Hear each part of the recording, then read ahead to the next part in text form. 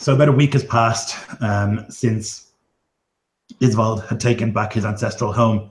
You had made your way to Bjornsholm and there defeated a pack of Ulf. Yeah, about a week has gone by since then. The word came from Karl Ingvar through Arnvid. Arnvid had gone home and back again. That Isvald is to make this place defensible, to rebuild it as a settlement, and he's been given sort of like rights to do that.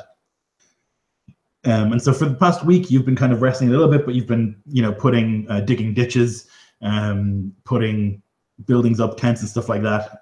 Just a basic sort of place. Trying to rebuild what you can of the tower, although that's really a long-term project.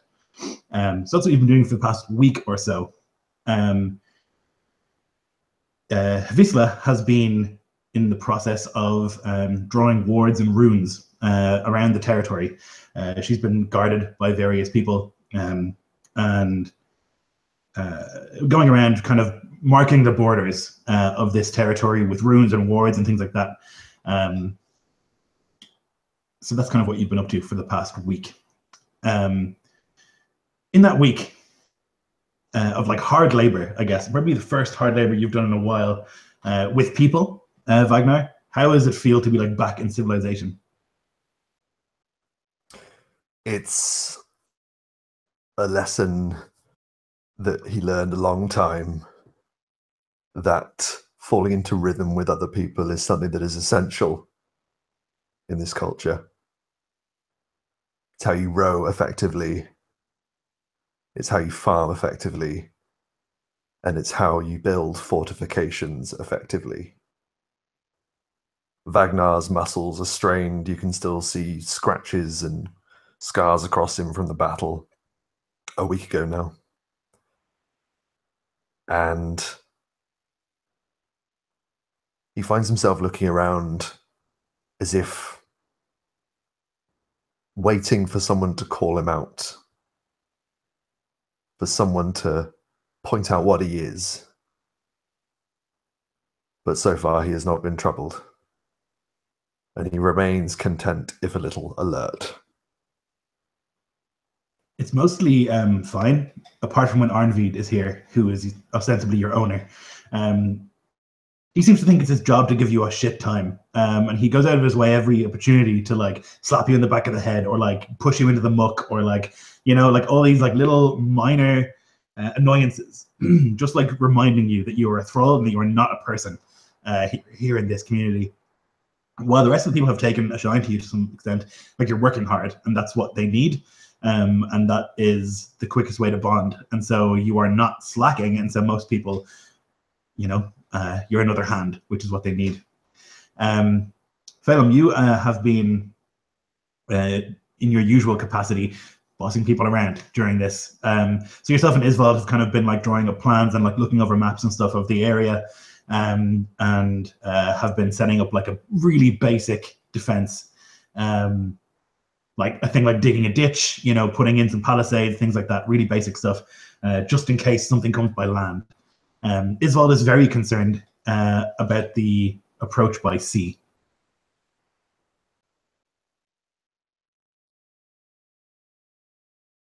Yeah, and Feidhelm's there is like his left arm is like just the upper arm is just completely like wrapped in bandages at this point still, from the nasty wound that he had taken the week before. Each stage is trying to like attempt to lift things to see if his strength is returning yet. Imagine mostly with less than perfect luck. He's carrying on as best as he can despite that, and just like going over, looking at these maps and these plans and trying to come up with strategies. Would he know, like, as far as like rating, like I like the most likely time frame and like seasons for that to occur, like if we're in that already or if it's coming soon, like how likely would a sea battle even be at this point? So it's kind of towards the end of winter at this stage, approaching spring. Summer is when raids happen mostly. It's easier to sail, it's easier to forage and stuff like that. or the autumn, because that's when the harvests are coming in. So it's a really profitable time. You think that spring, Iskolfin will raid for humans. They don't need to get food; they can get thralls or they can get wealth. So they'll kind of do it whenever. Although mostly you would think summer and autumn, early autumn. Yeah. So with that, as he's kind of looking things over, he would go to Arnvid. Say, "No, you're worried about attacks from the sea. Not so certain that those would be the most likely right now. We have so few men already. Is it really worth time to devote to building defenses for such a things? I'm not sure that we could work them even if we built them." No, you're right. It's just they so rarely come by land. They always come by sea, and we're looking very open at the moment.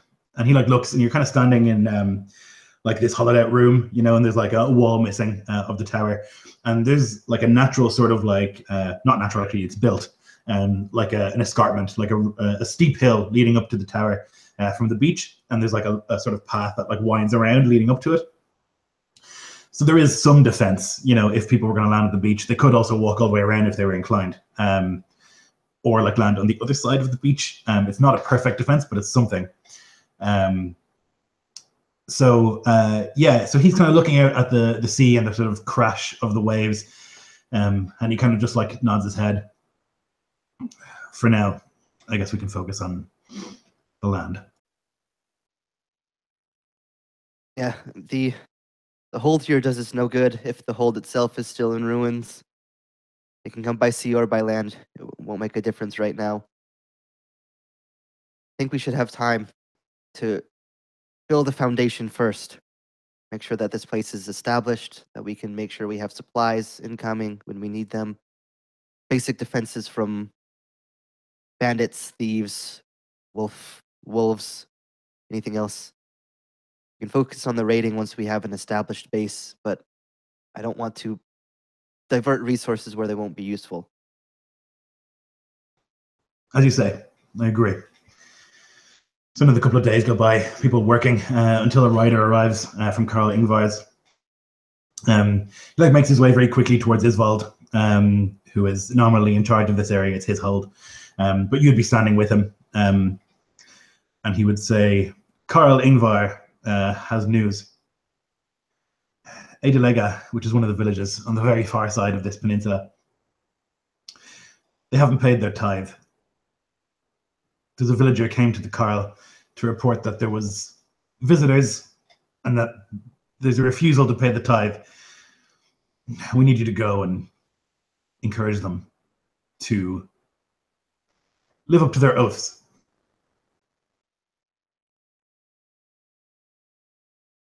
But we come all the way up to this hold, try to take it back, and in the middle of trying to rebuild it, now we're diverted elsewhere.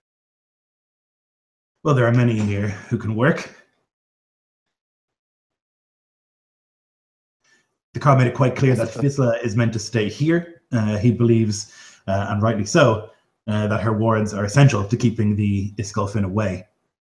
And I guess you would see like a grin on some of the men's faces, like, yeah, that's important. Not like walls, but like the Karl is fully convinced that the wards will keep people away. Yeah, and I imagine Feidhelm has a similar look on his face of just like, I don't know what this Karl is trying to do, but he's the boss, so it's just, fine. Yes, I'll gather a couple of men. We'll go sort this whole ordeal out. Good. And he nods, and then he gets back on his horse immediately and heads back towards the Karl. So Isvald is poring over maps. He seems to be doing that all the time. He's just looking at maps. He's looking out at the sea. He's standing, looking at the fortifications being built with a critical eye. And he would say, "Bad business. You having to leave, but an oath is an oath." Yes. I feel like I'm just being thrown about by the Karl's whims at this point. There's no direction, only flights of fancy that I'm now bound to. But, as you say, oaths are oaths. And if this Payment village is payment. begins, if this village decides not to pay their tithes, and they're allowed to get away with it, then what stops the other villages? There needs to be a clear message sent. Yes, I understand what he's trying to do, and I know the reasoning. I'll go, and I'll go willingly, but it just feels like I'm the one who has to bear everything right now. I know there's not many of us, but it's life. I bear great responsibility too. This place has been given to me, and that is gracious, but they say not to look a gift horse in the mouth, but this horse, I'm wondering how many teeth it has.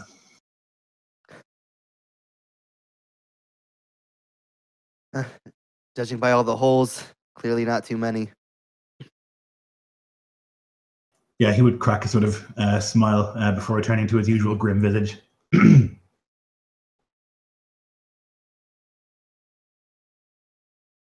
With that, Phelan would just kind of go, approaching more towards the group. All right, men, I've been called away by the Karl. They'll collect some money. The village doesn't feel like cooperating. Be nice to have a couple people to go with me, just in case.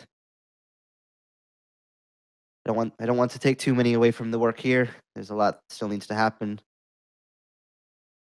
But they may not yield to just one man.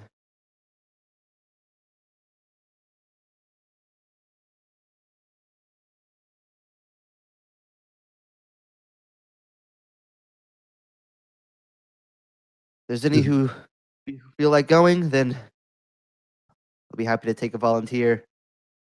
Otherwise, you're free to stay here if you'd prefer to remain and do this work instead. I'm assuming Vagnar is there with the assembled people, right? Okay, just checking. So Vagnar looks around and he remembers this man from the battle. Probably hasn't seen much of him since. But he knows he fought well. Took an injury, but fought well. And he actually just wordlessly steps forward and gives Feidhelm a nod.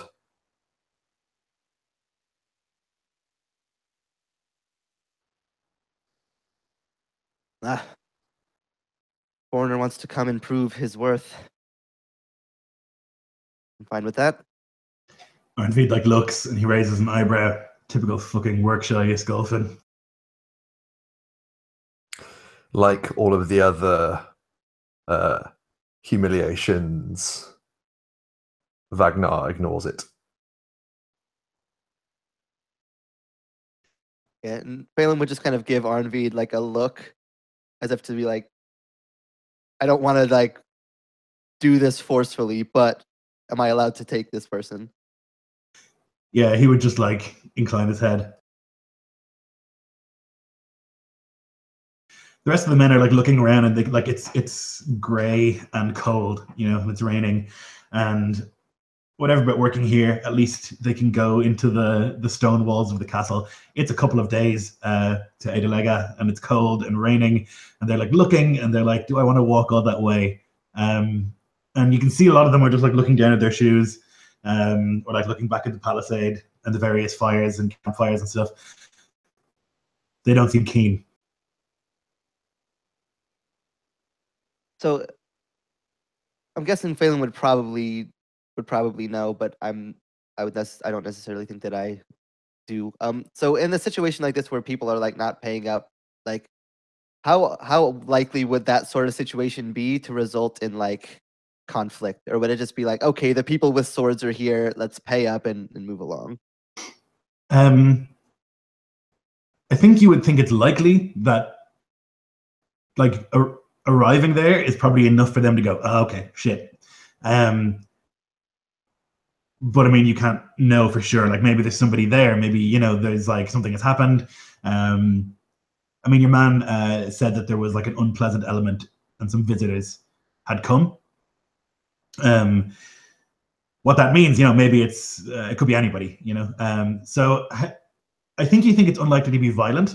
it would be like an act of gross oath breaking to like attack the Karl's men. An attack on the Karl is an attack on the Jarl, and that's like really not done, you know. Yeah, Feidhelm's just trying to figure out if going just as two would be enough, or if like it would be foolish to go like with just them, and he like should force some people to go. What is on Vagnar's mind, he doesn't say anything, but what he's thinking is essentially the journey there may be dangerous enough before we even reach this village. And he sort of looks around at the unenthusiastic ranks and has a grim sort of mood about maybe he shouldn't have stood forward, but he has a plan.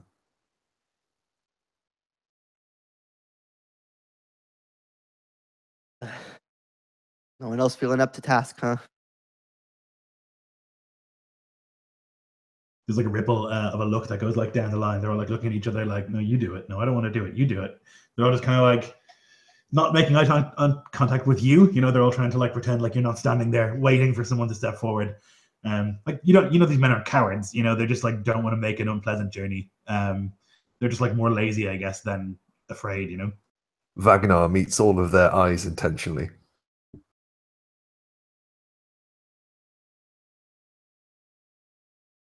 Can you give me some kind of check, Vagnar, like a persuasion or an intimidation, something like that, depending on how you're feeling? Like, are you trying to shame them into coming?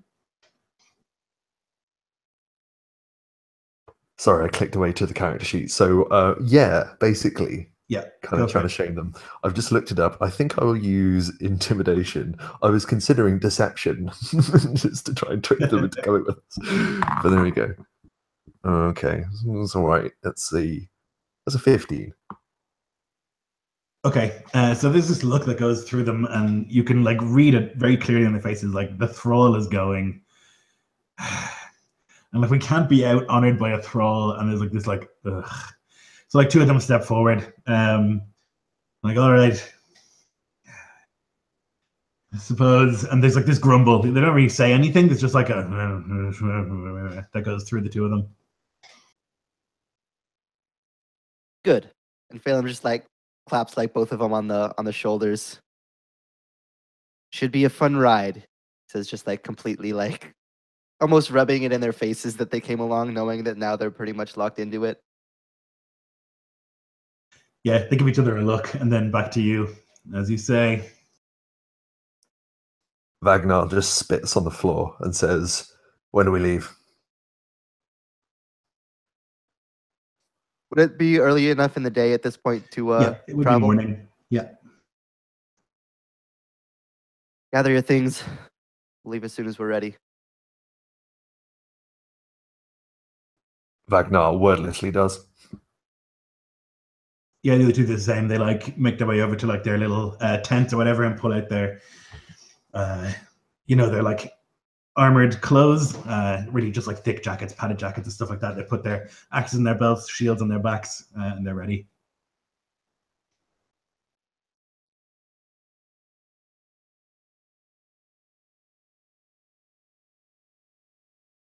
And with that, Feidhelm would just kind of give like a last nod to Isvald and Arnvild.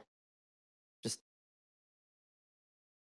we were already short on men before, even more so now with us gone. Be careful. Well, Father, watch over you. And you. He says, like almost like superficially, like they probably know that like being a Ton, like that doesn't really mean much coming from him, but he'd say it anyways, more out of culture than out of belief. Yeah, it's just like when someone sneezes and you say bless you, right? It's like the same sort of approach.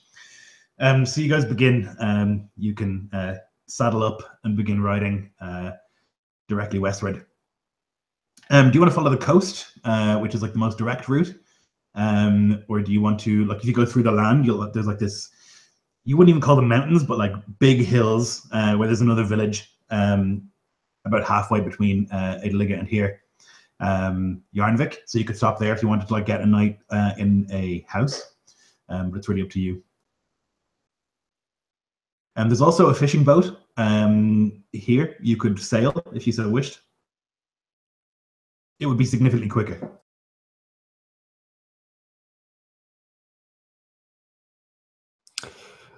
Vagnar is sort of surveying the landscape as they're walking.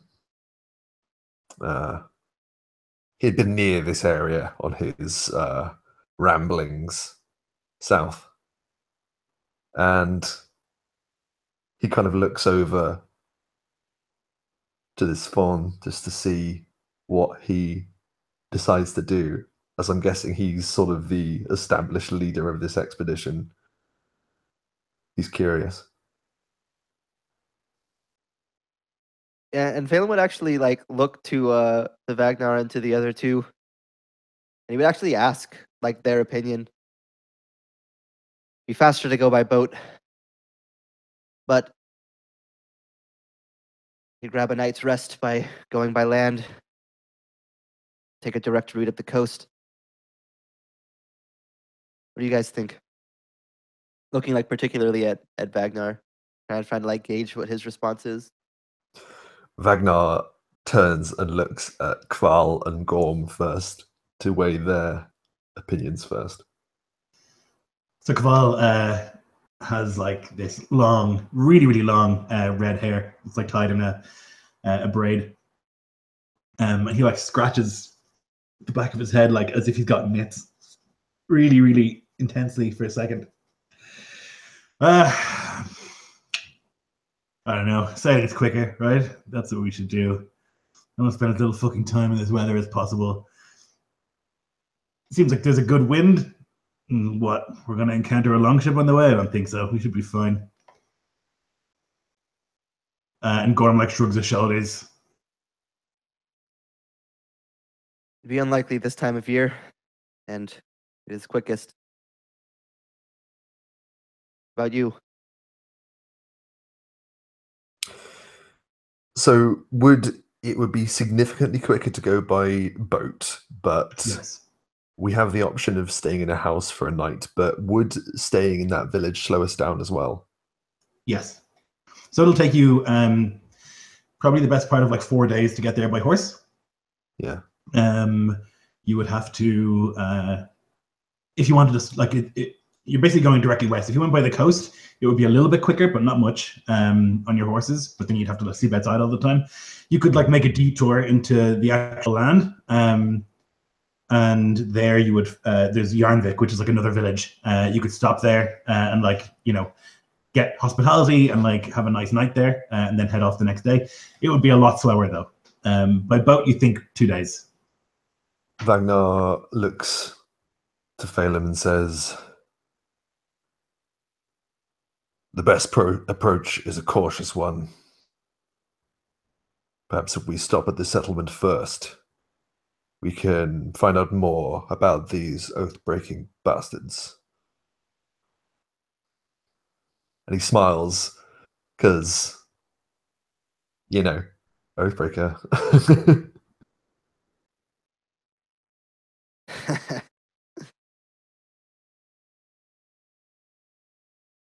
Yes, I suppose it's a fair point. Word does travel. If another village nearby knows who these strange visitors are, what's going on over the town, might be worth a slower approach.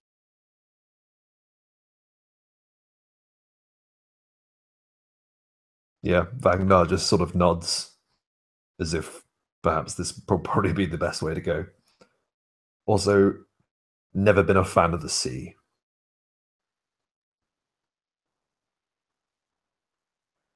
The other two look at you like, huh? What? Like confused by that. Gorm and Kval, both sailors. It was most people who are warriors, are also sailors to some extent. So they would give you a kind of funny look at that. But they understand too. Like there is significant risk in sailing, but it's exciting. More exciting than fucking for 4 days. It's more that I think Vagnar has just seen horrible things happen at sea. I think it's more that than he's unwilling to sail. Yeah.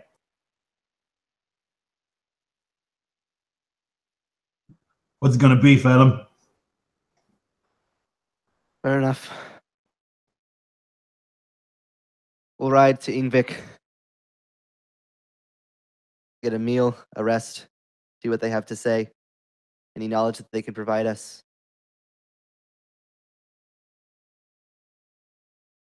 Don't want to run into trouble without information that we could have gotten. We only spared the time for it. Karl like scratches his head again and just like, yep, okay. And Gorm again just shrugs his shoulders.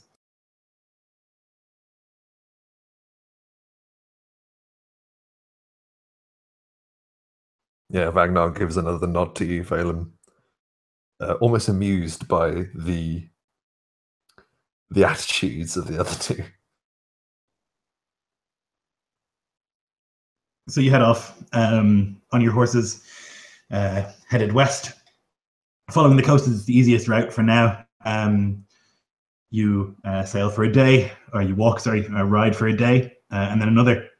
You can rest in your bedrolls with your blankets. It's not too bad. Finding some shelter kind of in tree lines and stuff on the beach. And yeah, it goes by, I mean, slowly and monotonously. There's this constant sort of sound of like Karl scratching the back of his head. And you're pretty convinced that you can start to feel an itch as you kind of like ride on the third day on your own hair. Gorm has been silent. He doesn't talk much. He told a story on the second night briefly about one time how he like bedded this girl from Edelega when he was younger. This like buxom wench, and he was very, very proud of that fact. But apart from that, he's been very, very quiet. But yeah, about halfway through the third day, you can see Yarnvik in the distance. There's this sort of like collection of hills. You wouldn't call them mountains, I guess, but they're very large hills. And this is, Yarnvik is known for its iron mine. This is like one of the things that makes Jarl Goodman so rich. There's a proper iron mine in this land. And iron in Iscloft is very hard to come by, good iron. And so Yarnvik is probably more important to this Carldom than Ingvik, which is where the Karl lives. And so as you approach, you can see that Yarnvik itself has like a proper wooden fortification around it. And there's this constant noise of ting, ting, ting, all over. There's many smiths and stuff like that, as well as like smelters and stuff here in this place. And there's this like thick black sort of smoke that rises from it in the distance. And you can approach towards the gate, where you'll be only briefly challenged before they let you in and welcome you in on the third evening.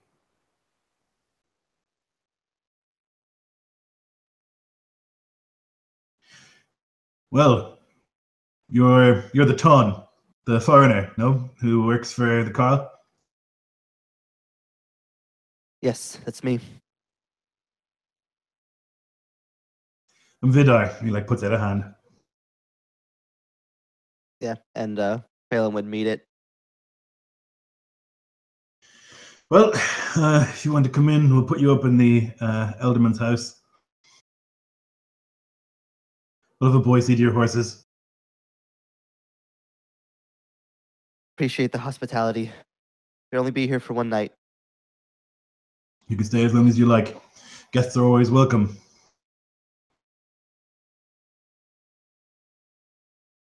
And he's like a grim-faced man, but he seems genuine in his like, belief in guest rights. You would think that most people would be similarly inclined, particularly when they know that you work for the Karl.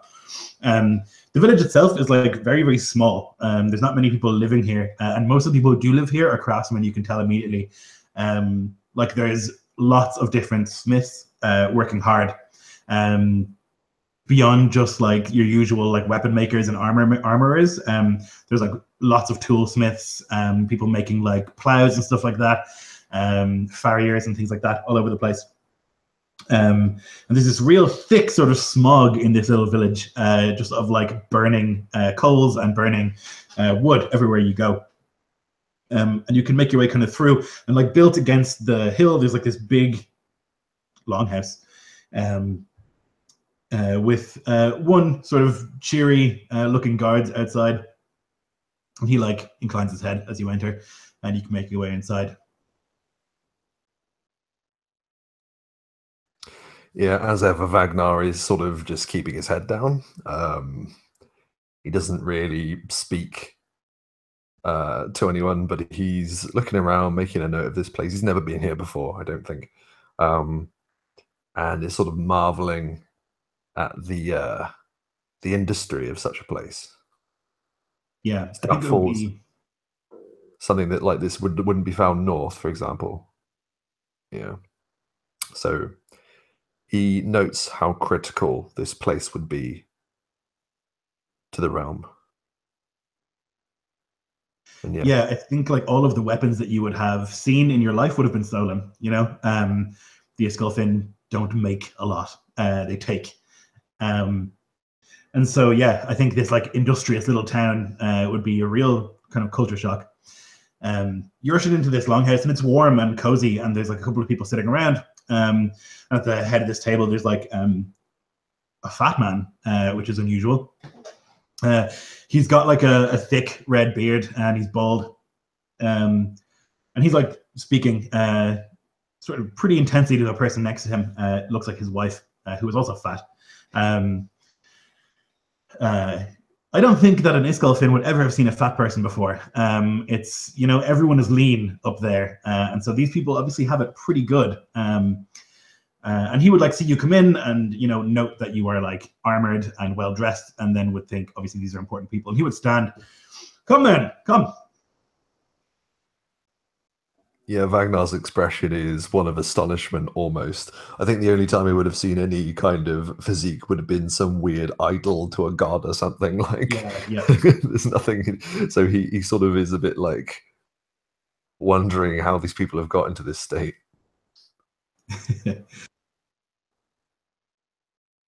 But yeah, he looks to Feidhelm once again. Yeah, Feidhelm would kind of give like a smirk at seeing these people. But like as soon as he's greeted, that goes off of his face, and like he returns back to like, yes, we're very happy to be here. Glad that you would receive us for the night. Of course, you're a guest. I'm Thorhelm, Elderman of Bjornvik, and he like puts out a hand to shake. Yeah, Feidhelm would meet it. Feidhelm, one of Karl Ingvar's men. I know of you. You're the foreigner, yes? Yes. Yes. Yeah, I can tell your accent's a little odd.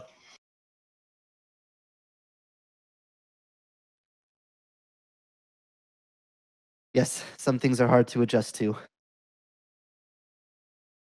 Hey, you have trouble with the or, I can tell. It's funny, actually. It's funny.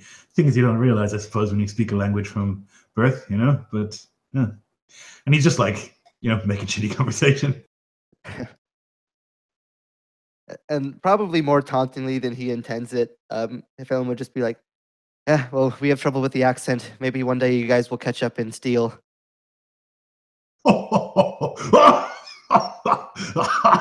And he like slaps the table. He thinks that's hilarious. We have the best craftsmen in Alplot here, I'll have you know. Yes, the best craftsman in Alplot. I like you, Fire. I like you. I've seen Taun Steel. I've seen that it's great. I've seen it. It's envious, certainly. Maybe someday. Although you have to speak to my smiths. I am simply a facilitator. Of course, and to be fair, I'm not one of the smiths either, so I can only speak as far as that. So what brings you then to our little town? Come sit. And he, like, before you start talking, he interrupts you. Come sit. And he like claps his hand as the people stand up and move away, and like space is made for you. Some food is brought out. Surprisingly rich food, like lots of butter and stuff like that, in like this bread bowl. with some sort of stew poured into it, and a horn of mead for each of you. Nobody said anything or looked at you funny even, Vagnar. Usually you get lots of weird looks with your brand, but the people here seem to just be like, look, I just have to work, man. You know, like, this is not a big deal. And so they make a place for you at the Karl's table, or not the Karl, the Elderman's table. And you're offered this food. Now tell me, what have you come here for? We're just passing through here on business for the Karl. Business for the Karl, is it? Interesting. What kind of business?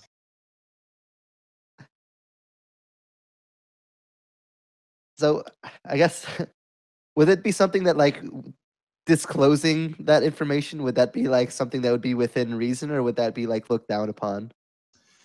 I think it's tricky because this guy is in the position that the other person is in, right? The elderman of that other village has decided not to pay his tithe. So this guy could decide to do that. And if this guy decided to do it, Ingvar would be fucked, because this is like where all the money comes from. He seems a jovial sort, but yeah, you don't know if it would be a good idea to tell him or not. I guess that's really up to you. Yeah. Shoot, I'm totally blanking. What's the name of the town that we're going to? Edelega. Edelega. There's been stories of strange visitors over in Edelega. Ooh, what kind Karl of is visitors? concerned. I'm not certain. We only received message from a Karl's rider. You know, I'll tell you what, I never liked that Skander. That's the alderman of Edelega. Never fucking liked him, to be honest. I'll tell you. He's a bit ambitious. You know what I mean? Thinks he's all that. You know what I mean? Struts about the place. Vagnar looks across the table at this guy, and two words just fill his mind: shit stirrer. But he doesn't say anything. And Feidhelm, like, between bites, just like nodding at like the food, like this like super rich, like prepared food. I imagine is like a complete like 180 towards anything he's had for weeks, probably even at the Karl's Yeah. hall. So he has like that weird mixture of like enjoying the taste and also that like sickening like feeling in the stomach of how much it is so quickly. But he like eats anyways, given that it's like the one meal that he might get. Yes, some people will claw their way towards the top, even if it means clawing at someone else. Not me, though. I'll tell you. It's really important, I think, that you keep a good rapport with your people. You know, you have to stay in touch with them. Otherwise, what's the fuck? You know, I mean, they have to feel like they're close to you. You know. Imagine like Feidhelm like looks around at like this like fat elderman, and then probably all these like deathly skinny like thralls and like craftsmen people who are like probably like barely fed. Just yes, it's important to maintain relationships with the people of the town. You have to share the hardships with them. You know, you have to. And he like reaches over, he pulls out like a bone out of his mouth and like flicks it down, and like a dog greedily like eats it up. You have to stay in touch. You know, you can't be crawling over your people, otherwise they'll just kick you out of your place.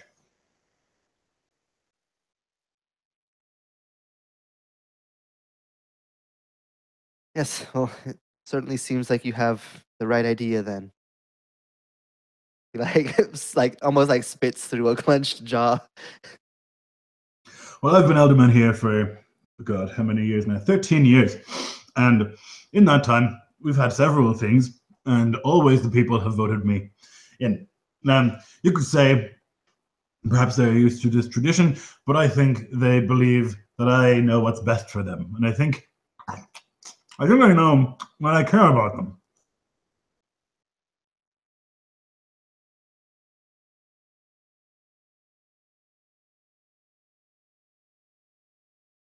Of course. And then it's just like immediately just trying to like redirect. Have you heard any stories of these visitors that have been claimed in Edelega? Any rumors from traveling merchants or townspeople? Visitors, no. No, we haven't heard anything from them in a while, to be honest. We haven't actually heard from them in a while. Now, usually we would speak to them fairly regularly. They would send people, we would send people, and yada yada. You know how it is. But it's been a while, actually, now that you mention it. Has there been any reason to suspect that something may have gone away from the norm? If you were in communication with them and suddenly it stopped, I just assume might it's suggest something. Skander being a wanker like he is, you know? Probably has fucking ideas about himself. Trying to make a name for himself on his own, you know? Thinks he's all that with his fucking fishing boats. Fish! Ha! Yes, it's always a shame when someone thinks themselves higher than they are. Absolutely. Unbearable almost. You need a sense of humility, son, you know? Of course.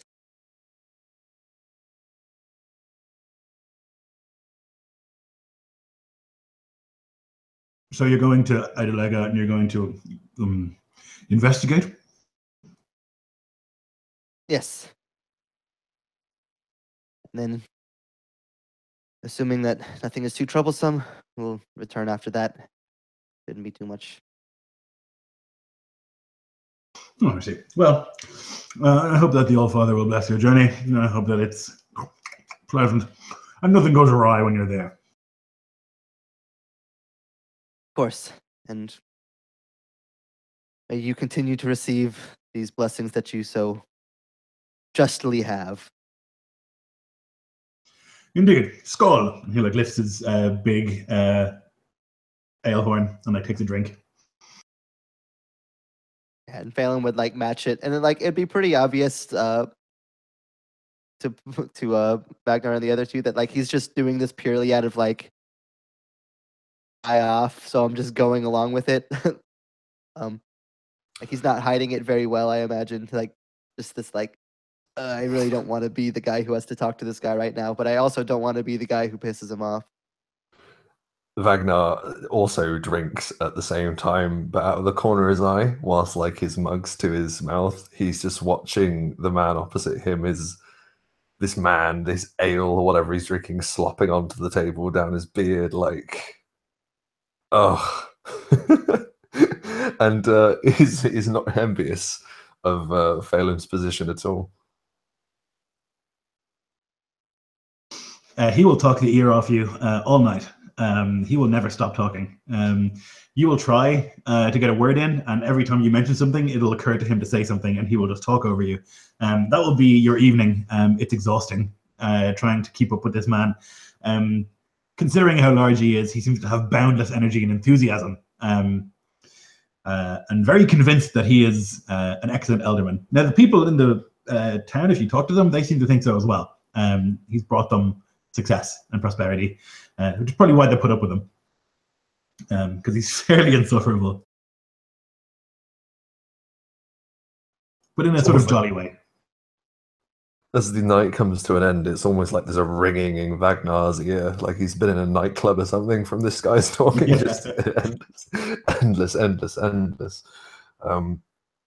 So he's looking forward to getting a rest, but I think before he does, he just takes a short walk around the place, just making a note of everything in this place and its layout. Yeah, it's like a tiered sort of setup for this village. Like you come in, and there's like a man-made hill on which the rest of the village stands. So there's like the stables and stuff are on the bottom level, and then there's like sort of like you would have in like an old school ring fort, you know, where there's like a path that like leads upwards, sort of zigzagging. It's pretty heavily fortified, much more so than Ingvik, and there aren't as many people here. It's fairly small, but there's a lot of craftsmen, like I said. Not many warriors. Worryingly few, you would think, considering how much wealth is here.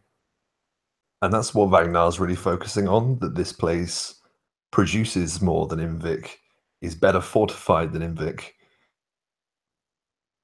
And he's curious about this place. But after a little more walking, he turns in and tries to get some rest.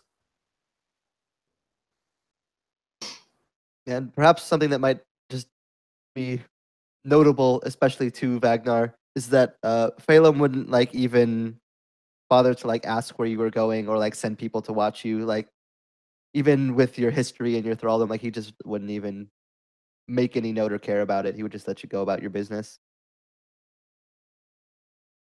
Yeah, as he settles down, he looks. I don't know if you'd still be there or not, Phelan. Lloyd, what were the chances of being that I would have seen one of Phelan's kind before?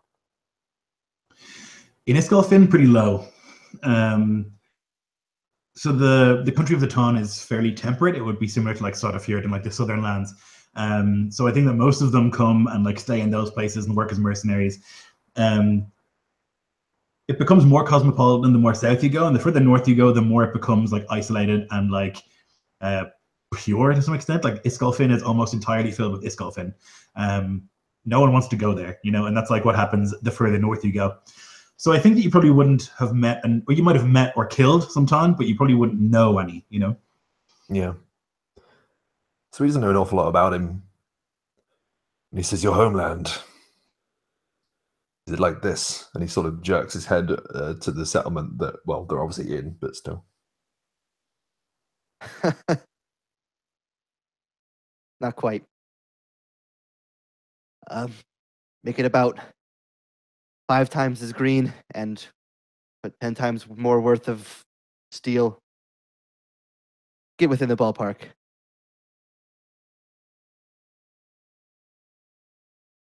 Yeah, Vagnar sort of nods. He says, my home. It's not like this place either.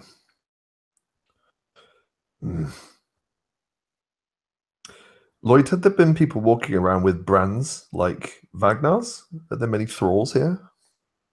So a normal thrall doesn't get a brand like you get. An outlaw gets a different kind of brand. Thralls aren't usually branded. They would like maybe get a tattoo or something, but mostly it's just like it's assumed that everyone knows what the social order is. A brand is like a much more permanent and a much more like humiliating, you know, it's like deliberately humiliating. So I don't think you'd have seen anyone who has like a brand like you, certainly not like in the place that you have it. There are lots of thralls though. Thralls are omnipresent. You would think that, you know, maybe like not half, but maybe like 3 or 4 out of every 10 people in like a settlement would be a thrall. Yeah. Okay. Tomorrow, do you have a plan for how we approach?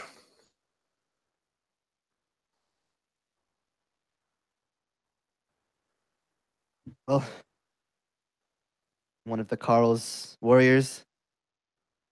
Figure, unless there's something immediately off-putting about the situation, I approach as such. Just ask what the issue is. Ensure that it's settled. If something seems off, then we can adjust. Vagnar grunts, content with this, and gets ready to rest.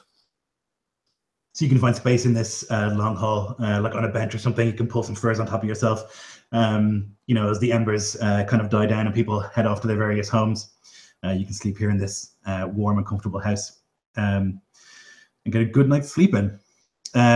You're woken up in the morning by like a dog licking your face, Vagnar. This like big mastiff hound just like comes over and is just like, and you're having this dream about this beautiful girl that you're once with, and of course, it's in fact an enormous dog. And you like wake up like, and the smell of its breath is just repulsive. Ah, you fucker! Like he pushes the dog away, and he's sort of blinking in, I'm guessing, very, very early morning light. Yeah. Yep. It's he gets a jolting feeling every time he wakes up because he's never usually in the same place for more than one night. So he remembers where he is, runs a hand over his face, and he goes over to a water trough or something outside and just sticks his head in it to wash his face from dog saliva. Yeah, like the 3 hounds were like in this long house. They're like all at the door, like wanting to be let out, basically. And that's like he came over and like licked your face. He's like, I don't want to piss on the floor, man. And so you let them out. They've all just kind of like run out into the outside. You can already now, even in the morning, hear the ting ting of like blacksmiths at work, and the fires of industry in this place already going. It's just after dawn.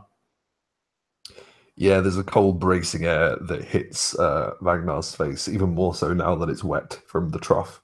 He watches the dogs sort of like tumble around in the center of the village, and he stretches and he looks around. Are any of my fellow journeymen awake at this point? So Kva and Gorm got hammered. Just so drunk. Like they were offered basically unlimited food and drink, and so they drank and ate till they were sick, and then once they had cleared enough space, continued drinking. And so they are paralytic, fallen into the deepest stupor. While Feidhelm is still kind of snoozing. There's a couple of kids who like run up to the dogs and like start playing with them. And one of them, this girl, she's maybe like 5 or so, she like walks over to you. She's like looking at you with the water drips off. What's on your head? And he sort of slowly looks down at the little girl and he just says, something you don't want to know about, girl. No, I want to know. What is it? Is it dirt? You just put it in the water. Aye, it's dirt, but of a different kind. Kind that water doesn't wash away. Well, when I have dirt on my face, my mum, she like licks a thing and then she like rubs my face. Would that help? I can do that. Fuck off, you little weasel. And so she like storms off, and one of the dogs like turns and like gives you a bit of a growl. He goes inside, and he's in a bad mood because he's an experienced individual, and he knows that if you're going to do something the next morning, the best thing to do is not get fucking hammered. So he goes over to where Karl and Gorm is, and he's just gonna kick one of them in the shins to wake him up. Oh fuck.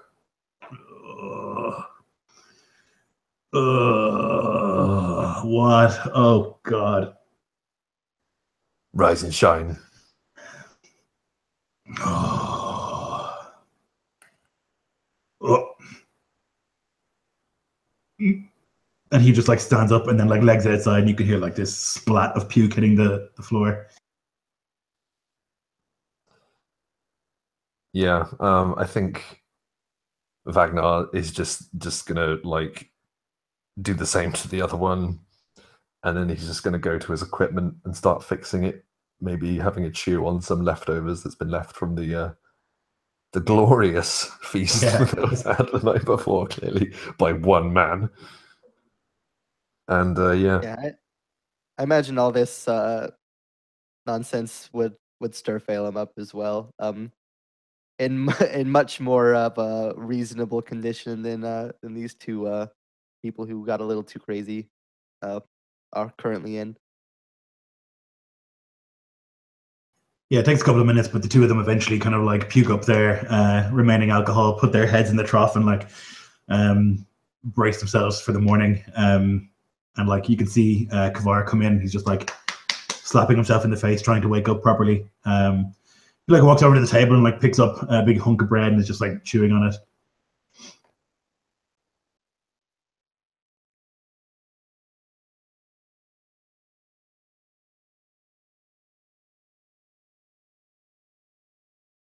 Well, should get moving. Don't want to overstay our welcome. And he's not looking at like the eldermen or any. He's looking like at Kval and Gorm. Like if we stay here anymore, these people are just gonna get even more trashed somehow. Yeah. They both grab like a mead horn, hair of the dog, I suppose, and just like look.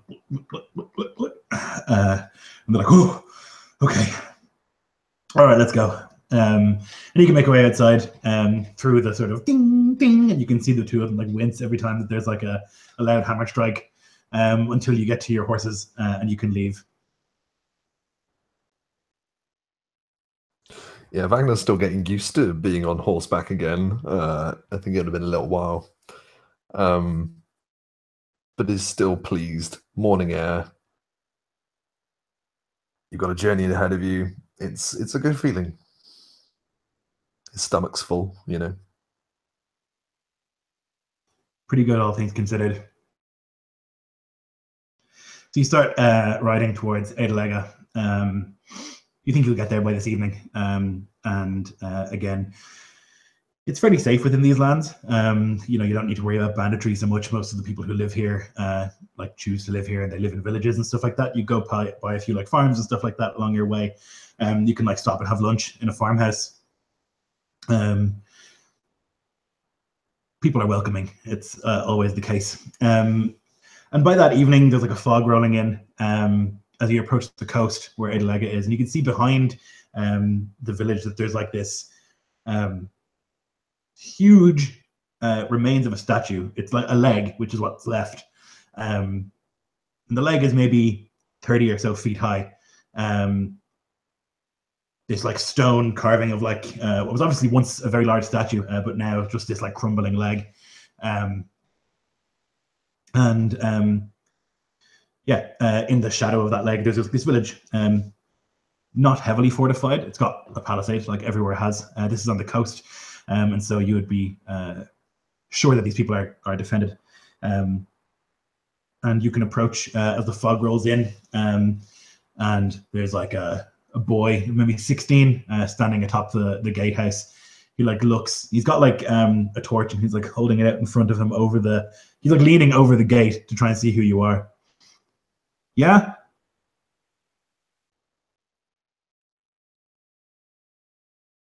Come on behalf of Karl Ingmar.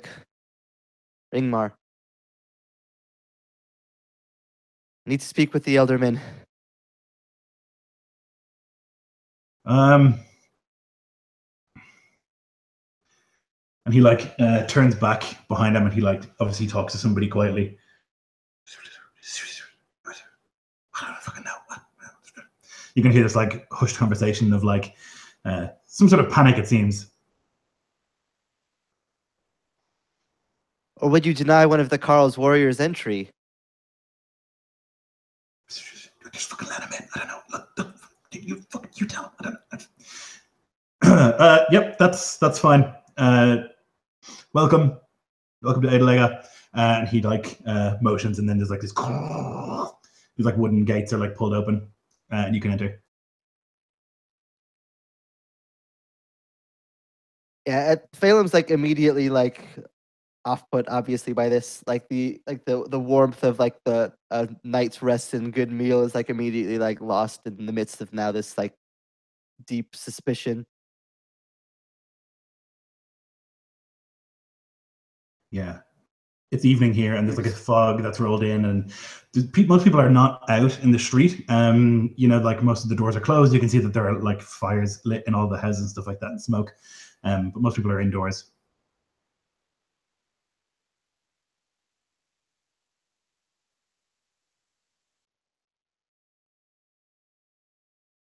Well, you guys seem to have had quite the discussion. He just like walks in, just basically just blatantly calling them out for like making him wait. Well, you can never be too sure who's who, you know? We don't recognize you.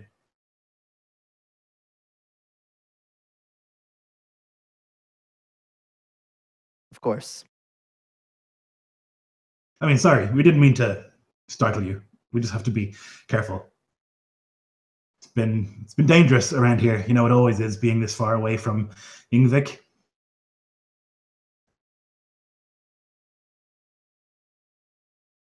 Sure, he says, just completely dismissively.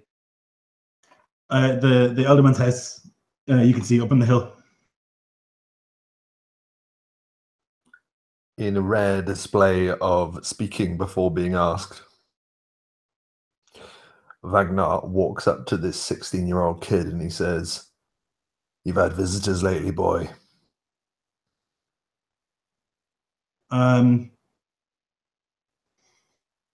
Yep. Many. Just 3. They're still here. With the Elderman? Yeah, they're merchants. From where? They said Castellan.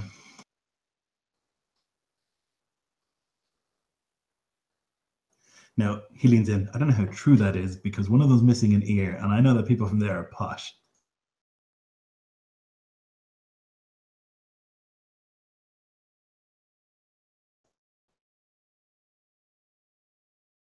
Interesting.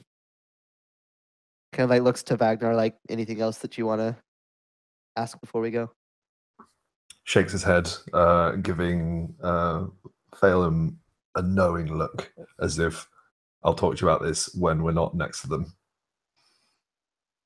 Yeah, Feidhelm would just like nod back, just like, yeah, something's up, but these are not the people that we want to talk to that about. So you're just, well, thank you. I'll be up on my way then. And as he goes to like move through the town, he would be like especially like on, not necessarily like on alert as in like expecting danger, but like he's like looking around trying to like get a feel like something's clearly strange here, and he's trying to see if he might catch anything just looking around, like people's, like the way people look, or if they're doing anything weird, or like anybody he doesn't recognize. Yeah, so you would notice that no one's out. Like it's maybe 6, 7 o'clock. It's dark, you know. So, but you would think at this stage maybe still people would be out. People are in their homes.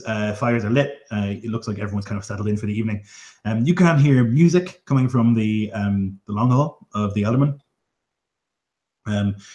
This again is like a tiered sort of settlement. This is like very common in Iscloft. You would have like the lower section where like most people live and where all of the crafts and stuff happen, and then there's like a higher section where the people who can afford to live, and then a third sort of hill where the like Jarl, Karl, Elderman, whatever house is. And you're currently kind of going through the second bit, and again, it's the house is a little bit bigger, you know, but still there's nobody really out and about. Have our horses been taken to stables, Lloyd? No, they haven't. I think Vagnar is going to insist that he takes horses to the stables, not because he wants the horses stable particularly. I mean, it's a job to do, but he wants to check out the kinds of horses that are inside this stable. So Sure. he goes to get everyone's horses on their reins and lead them to where he can find a stable. Yep. So back down in the lower level, you can kind of like wander around until you finally come to this stable. There's not many horses here. Not compared to like Ingvik or even Yarnvik where you had been. It's a coastal town, so you think that, you know, most people here are probably fishermen and stuff like that. You could give me a, what would I call it? We'll call it traditions to try and see if any of these horses look out of place. Okay, traditions. I don't think I have. Wisdom. Oh, okay. Oh, okay. That is a 10. Okay, I mean, they're horses, you know. They all look the same to some extent. You think though, even with a 10, that these are horses from Alpla. Okay.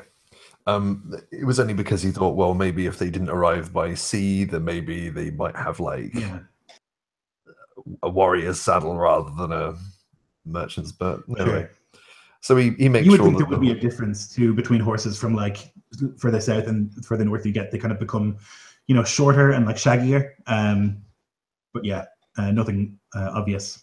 Yeah. Okay. So yeah, he makes sure that their horses are. He ensures that they're going to be watered and fed, and then he makes his way back to where the others would be. Yeah. So you guys are kind of like walking up now towards the Elderman's house. There's 2 guards standing outside, both with like nasal helms, wearing these big coats, sort of fur, shivering a little bit in the cold. And one of them kind of like looks to the other. He's like, oh, hey. And they both look. Hello there. Hello. You are? Feidhelm. I'm on behalf of Hrægammur. The Karl's men. Wow. Well, the Alderman will be delighted to see you, I'm sure. We never have visitors from Ingvik.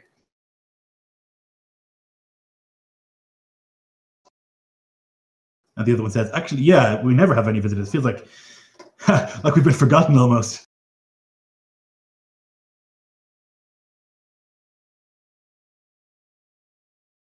I've heard you guys have had quite the company lately. Yeah, merchants from Kincastellan.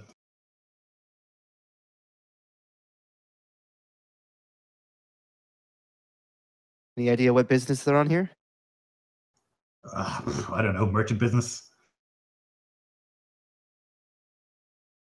I mean, I'm sure you can ask them. They're inside. Of course. We'll have to ask you to leave your weapons.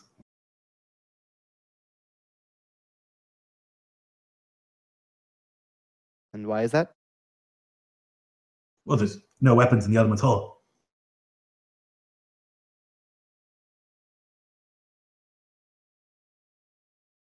Is that like an actual thing? Like, there are some. There are certainly like a lot, like most jarls would insist on that. It's a bit presumptuous of an alderman to think, to tell people not to use weapons in the hall, but it is kind of like a common thing to ensure that when tempers get fiery after too much mead, that, like we were talking about, it's a fist fight instead of a sword fight, So it wouldn't strike you as like particularly weird, maybe a bit presumptuous or like uppity, but not like illegal or like suspicious necessarily. Yeah, given everything that's happened, it just still doesn't sit right with Feidhelm. I'm one of the Karl's warriors. I don't think that it's right to take away arms from a Karl's warrior, at least not from an elderman. Listen, I just work here. No one gets in with weapons. I don't care if you're Gunnar Gunnarsson. You can't come in here with a weapon. Those are the rules.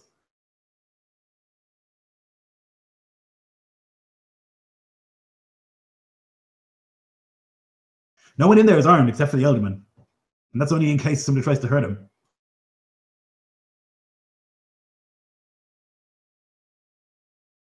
Vagnar looks at this individual, looks him up and down. How well armored and how provisioned are these individuals, shall we say? What weapons have they got? They have spears and shields. Shields in the back, spears like holding them. They have nasal helms, but they don't have chain. They have like thick jackets and stuff like that. Yeah. Guards, not warriors, in the sort of heroic sense at all. Yeah, Vagnar's just used to checking out how people are armored. Usually, he basically weighs up whether it's worth fighting people or not, judged on how well protected they are, essentially. And he looks over to Feidhelm to see if he's going to insist on keeping the weapons, because Vagnar does not feel easy about the situation.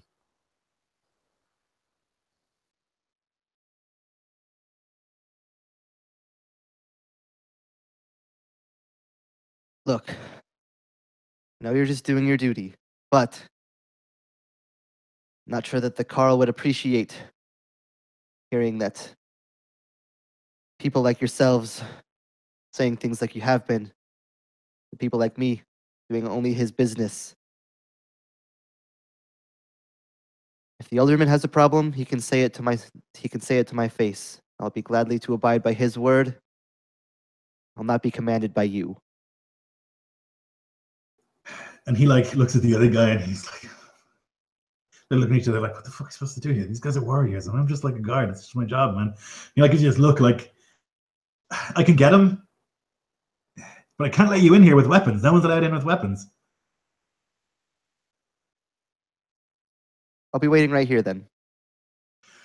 Okay.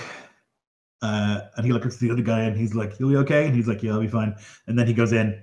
And a couple of seconds later, he comes back out. And there's a bigger man with him. You are sure this is not the alderman. This is like a huskarl.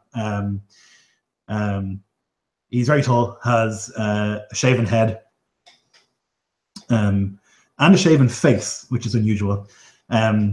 He's not wearing armor. He doesn't seem to be armed, but he's big and broad and scarred, and so you kind of get the impression that he's a warrior.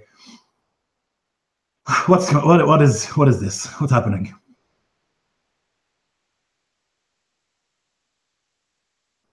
I'm here on business from Karl Ingmar. Very good. You're most welcome. If you'd like to enter, that's absolutely fine, but no weapons are allowed in the long hall. Was that not made clear to you?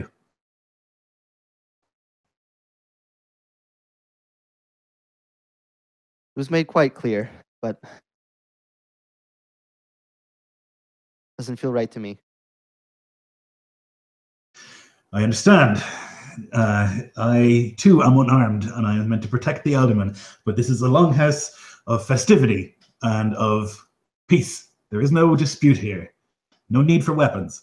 I myself am unarmed, and he like puts his arms wide. I cannot allow you to come in here so armed and armored. It's unacceptable.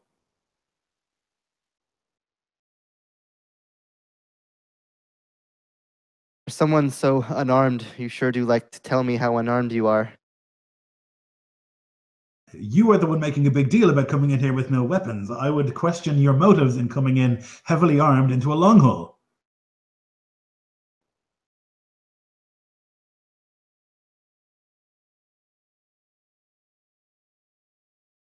Fuck this. I'm getting the alderman. Stay here. And he goes back inside. And another couple of seconds go by, and then he comes out again, and behind him is a shorter man. He's got short blonde hair and a like tightly cropped beard. He has like a tattoo on the side of his face of like various swirls. And he's dressed finely. He's got like a golden torque around his neck, and a silver bracelet at each wrist. Welcome. I am Alderman Skander. You are here on behalf of Karl Ingvik, I assume. That's what I've been told. Yes.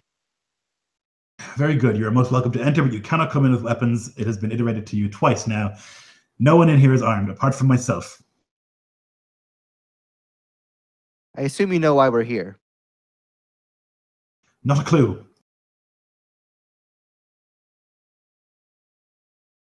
That's so. Oh, the tithe, I assume. Yes. Hasn't been paid. It would be better if we broke bread and discussed this reasonably rather than out here in the fucking cold.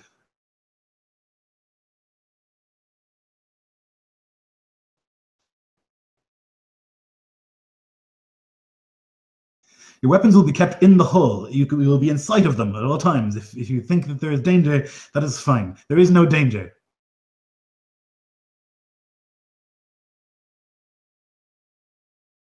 Feidhelm grimaces, but like seeing that this is just like clearly just a sticking point. Just fine. If you want to try and like hide a weapon, like a knife or something on yourself, you can absolutely try and do that. It will require like a sleight of hand.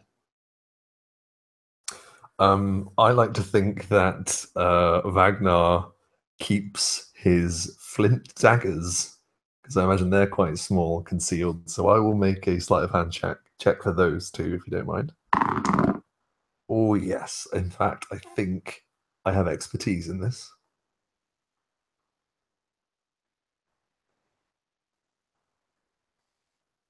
Yeah, Yeah, like Feidhelm like the. Oh, go ahead. No, I'm just gonna say it's 23. Yeah, they have no idea. So you take out like they're expecting to take off any armor you're wearing, like including a helmet and a shield and stuff like that, and then any like obvious weapons, right? So like the things you have in your belt and stuff. So you take those off. Maybe the daggers are like in your boots or something, and you're able to get in with them without any issue. Yeah, basically the smallest. Feidhelm doesn't have a whole lot of super small weaponry, so he would just give up his weapons. Sure. Like I think he probably like half suspects if he knows anything about Vagnar so far that he'll probably have something stowed away. You kind of like rely on that hopefully in case something happens. So they go through this like laborious process, and the guards are kind of just like, finally. And the Huskar's like looking at you like, was that so fucking difficult? The Elderman's gone back inside, and there's like a couple of minutes as you like take off your armor and your helmet and your shield, and like it's like that scene in Lord of the Rings where you're like taking knives out of every fucking pocket, you know, and like putting them in the arms of this man who's got like his arms in front of you like this, holding all the weapons. He like wraps them in a bundle and he puts them inside the door, like visible clearly to you. And then you're ushered inside. There's like an immediate like woof of heat, big fires burning. There's a celebration seemingly happening. There's like loud music playing. There's like a boom, boom, boom, boom, boom, boom, boom. And a woman singing and all sorts of merriment going on. And the Alderman is like moving his way through the sort of crowd, I guess you could call it. There's maybe 30 people in here. Back towards the table at the top, and he sees you come in and he like ushers you over to it. Sitting at the table is himself, obviously his wife, who is young and gorgeous, and these three merchants that they had mentioned to you. You're not stupid. They don't look like merchants at all. One of them is very large. Like even sitting down, he's like burly in the extreme. He looks very, very tall. He's missing an ear, and he has tattoos basically from where his hairline begins all the way back on his head. He's shaven-headed with a thick beard. The second one is a woman. She's got this wicked scar running from her like left cheek across her mouth. So she's got like this cleft lip. And the third is this like middle-aged man with a red ponytail and a red beard. And he is like in the middle of like standing up, and he's like downing a mead horn. So at this point, Feidhelm's first instinct would actually be to look at these three people and see, to make sure that they're not armed, at least visibly. Yeah, yeah. I mean, immediate glance, you think not. They're not armored anyway.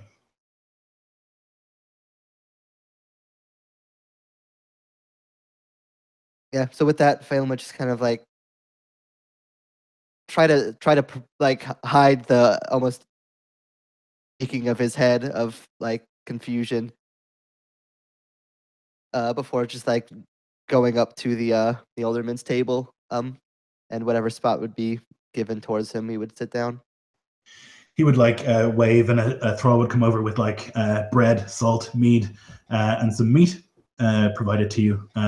And he would like take some salt, sprinkle on the bread, and bite, and like look to you to do the same.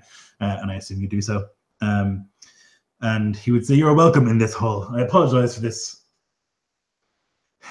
confusion at the door. It has been my policy for a long time, and my father's policy before me, not to have weapons in the long hall. People get flared tempers, and tempers lead to drawn blades. And I'm happy to say that there have been no death in this long hall in a long time." Vagnar looks around and wonders if it will be the same.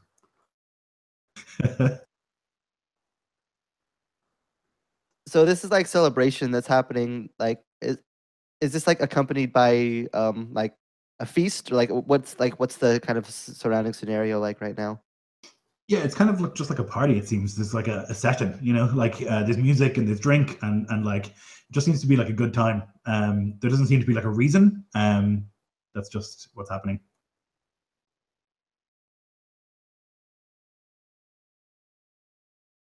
Although you would notice, I think, that like this Elderman like seems wealthy, right? He's got like a golden torque and 2 silver bracelets. His wife as well has like a golden necklace.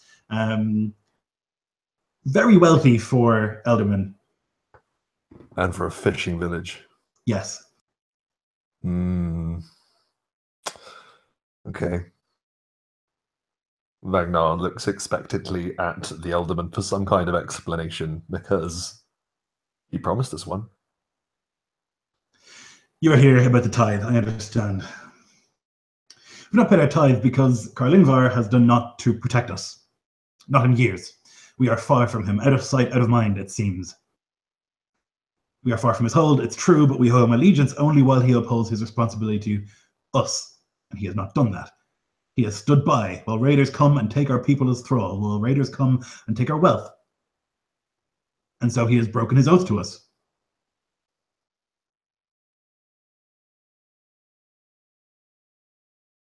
We are not the only village that is afflicted. There are villages on the coast that are raided frequently, yearly, and nothing is done to protect us. Seems you're well protected now, Vagnar says, looking up across the room towards the notable individuals you mentioned earlier. We have had to take steps.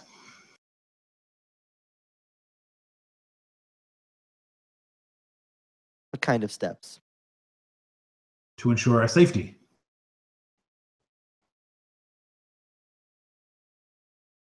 That's not what I asked. We have hired protection.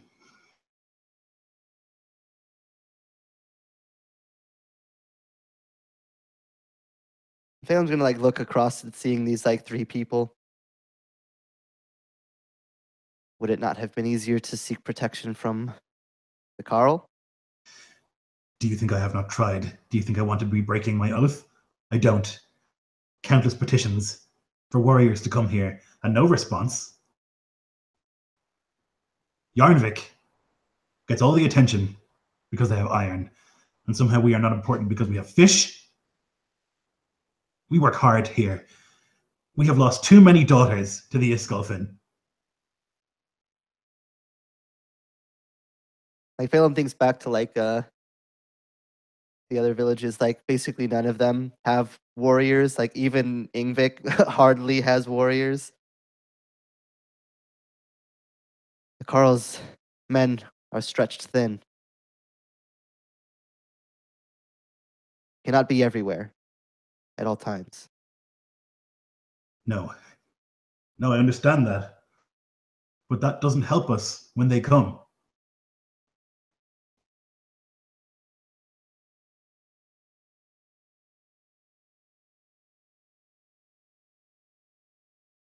These people that you've hired, who are they? Well, this is Gygor Fellhand, Aiska Brokenlip, and Farl Redblade. So immediately you realize these people all have names, right? Nicknames, which tends to mean that they're warriors. They like each in turn will like look, and then like with some disdain, like go back to their food.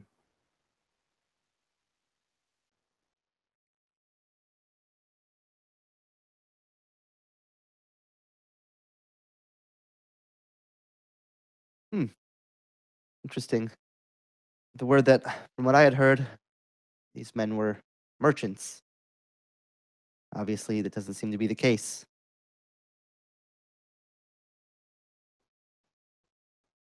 Well, they're merchants of a sort.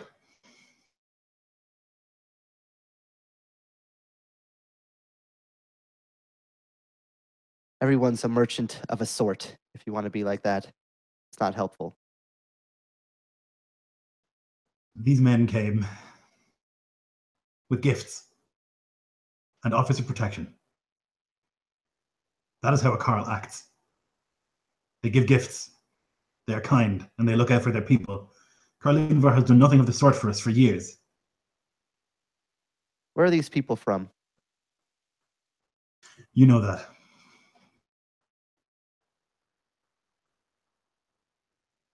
Would I know that? You know it in your heart. Vagnar. You have to assume it's Iskolfin. Yeah, Vagnar kind of, I think, took one look at them and probably realized where they were from. And Vagnar just shares a look with Feidhelm that communicates this. Feidhelm, sorry. And yeah. He's going to wait because he doesn't want to talk too much out of turn. It's really challenging.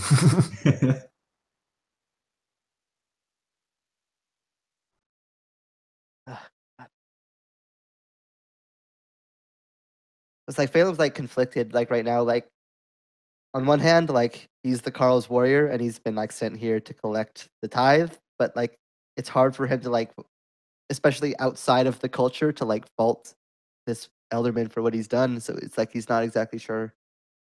Yeah, to do. it's tricky. Like legally, this is so tricky because this is why I enjoy it. Like the Jarl or the Karl is meant to protect these people. That's like part of his oath to them, right? The Jarl or the Karl serves the people. That's like part of the agreement that's made. You know, there's responsibility and also rights, right? So he has to protect them, and if he's not doing that, then I mean, they're still breaking the oath, right? These people are still breaking the oath, but in their eyes, he's broken his oath as well. You know, so it's muddy.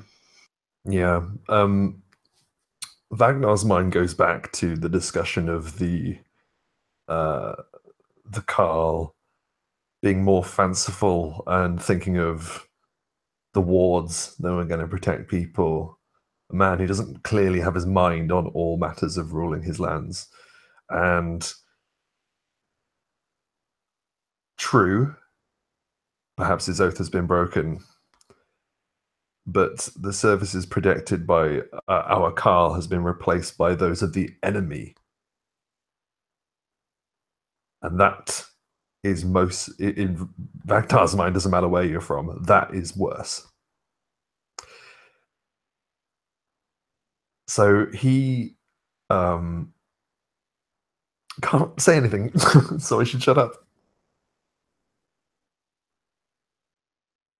So Feidhelm would like look to the elderman, just say, "All right, with all this noise here, it's hard to speak. Might I have a word with you elsewhere?" His eyes like look up to the three fairly intimidating looking bodyguards that he's hired, I guess. Or maybe they've hired him. It's unclear. He looks at them for a moment.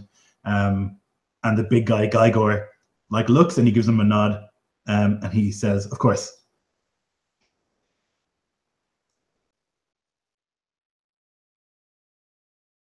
With that, like Feidhelm would try to find somewhere like basically outside of like somewhere where he could speak to this elderman without those three terrifying people like hearing it, at least obviously. Yeah. So he would stand and he would like move behind the big table. There's like a sort of a doorway and then like a hallway that leads into like his rooms and stuff, like where he lives. And he would lead the two of you back there into like a sort of bedroom / office. Like almost immediately, once they're out of like eye and earshot, Feidhelm's just gonna like look right at him and just say, "No, the Karl's resources are thin, but you side with them." They have given us gifts, great gifts. They have been generous.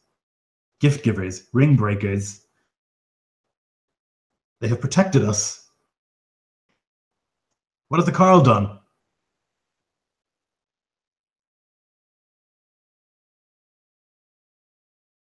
Not as much as I want him to, of course. These are the people who have been attacking you, who've been taking your women, your wealth, lives. They're the ones that you needed protection from. They're Not predators. anymore. For how long? If we are You think them, they'll just sit here?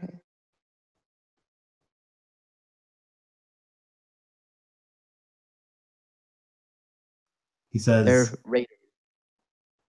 you go ahead. If you're with them, what happens when they decide that it's time to raid again? We'll march against the Karl. We'll join, tear down the lives of the people that try to help you.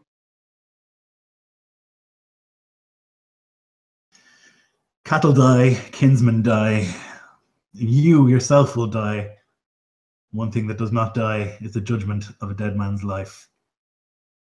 And if that means that I march on these people and make a name for myself, the All-Father will judge. You're a traitor. I suppose it's a point of view. Would Vagnar be with them in this Yes. aside? Yep. Vagnar, okay, this guy's the enemy. He doesn't have to not talk to this person. That's what he's decided. So the etiquette wall has gone, and he says, "You haven't been able to pay your tithe, but you've been accepting trinkets from those that would wish all in this land dead." Oh no, we So are able. We've chosen not to. The gifts you've been given will be more than enough to pay your debt.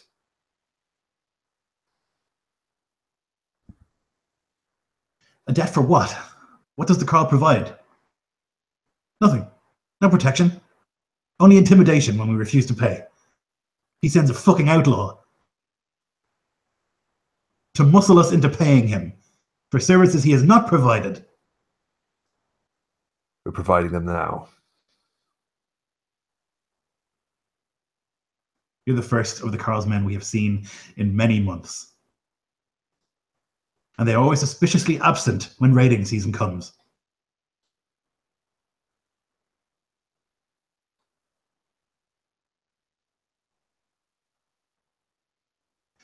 And he starts to speak, and then you can like see Gygor like come around the corner, and he's like, he just runs his hand over like the sort of swirling tattoos over his head. He scratches the back of his head, and he says like in a Skullfin, like this sort of rumbly language. Everything all right here?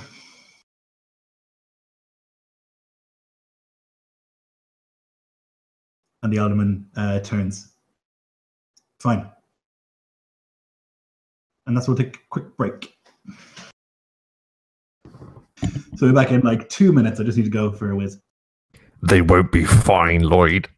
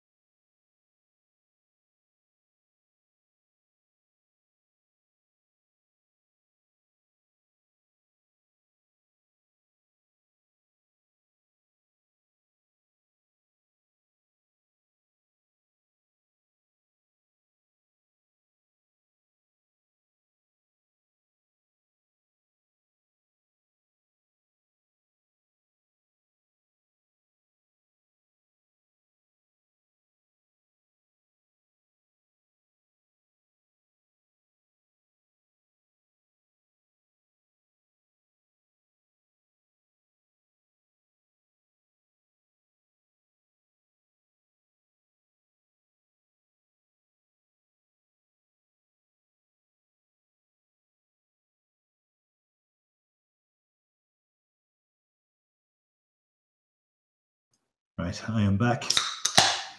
Hope that those of you watching are enjoying this tense as fuck situation.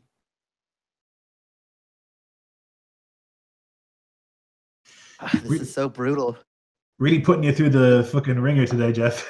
Yeah, I mean, it's like it's tough because like I kind of like totally like I'm on this guy's side, like as like Yeah. logically, or it's just like yeah, like one guy's letting you just get wrecked every year by Reavers, and the other people are like, here's gifts and we'll help you, and we won't kill you. It's like no duh. Yeah. But yeah. also like the Karl's warrior, and I'm like oath bound to him to like carry out his task. So it's like it doesn't matter what I think. And it's like these men Like, just come and legitimately. they offer them a chance to be on the winning side, right? Like it's a no-brainer for like this man trying to protect his people. Yeah, I'm like legitimately in and out of character conflicted as like what the right course is. It's like clearly we can't even push that much because like what are me and Vagnar and like two like Yeah. you can hardly even count the other two. like, what are we gonna do against like 3 like freaking gigantic Iskolfin bruisers and the whole town? Like, even if we wanted to. Yep, it's a tricky situation. I don't have an answer. You know, like I don't like I didn't plan. I just planned a I know. problem. You guys figure it out. I don't know what's gonna happen. I don't know either, and it's like normally in scenarios like this, like I like have a plan. Where it's like, yeah, okay, like I can see this, but I'll probably do this. Like right now, I'm like the wheels are just like spinning in the mud. Like, well, I'll figure out something when push comes to shove, but I have no idea where I'm going right now.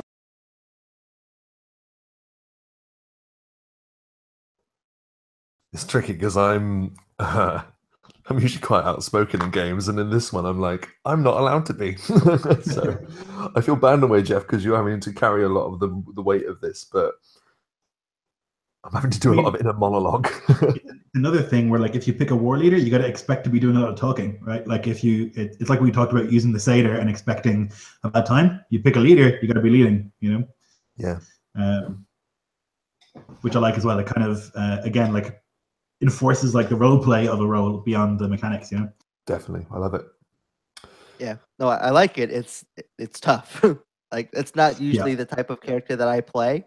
Like, I'm usually like I slot very comfortably into like second in command. Yeah. Like, so like being the actual person who's like make the deals and call the shots is new, but I'm enjoying the challenge of it. Right, so I think we'll get back to it. Gygor Fellhand, this like enormous Iskolfin man with one ear and tattoos all over his head, like comes around the corner. He asks if everything's okay around here, and the alderman says, "Yeah, it's fine." And he doesn't leave. He's standing there, kind of in the doorway, like leaning with his arms folded, just like watching the conversation. His eyes like linger on you for a second, Vagnar. He can like see the brand on your forehead. He like raises an eyebrow. He speaks to you in Iskolfin, and he says, "Colbrander did that to you, didn't he?" Ragnar gives this guy a look up and down, as if doing his very best to inform this man that he's not impressed. And then says, he did, in a Skolfin back. "And what did you do to deserve it?" Something you probably wouldn't want to hear about.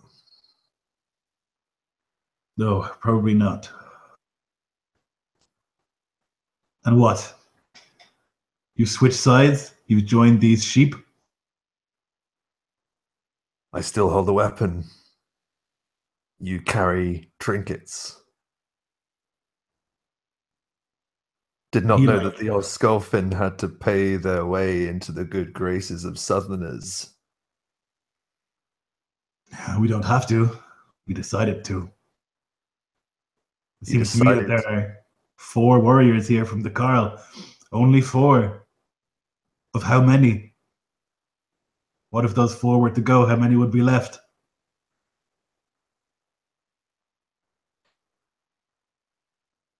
There are only 4. True.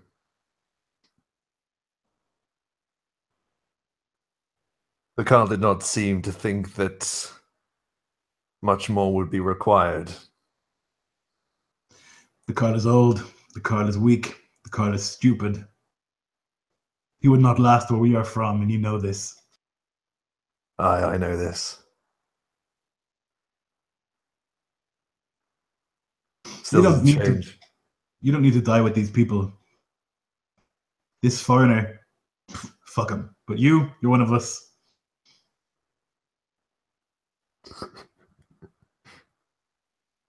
Vagnar realizes that they've been openly having a conversation in a different tongue. He doesn't know who else understands it. So he doesn't answer. He instead looks across the crowd, and he simply says back in his Skolfin, "I'll remember that." See that and he gives him a little smile, just like knowing smile. So then he like rumbles back in the language that you can all understand. These backroom dealings make my friends uncomfortable. This is not how we do things in Iskolfin.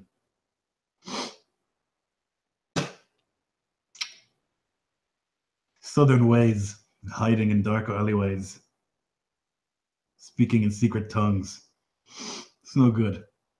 Why don't we go back to the table?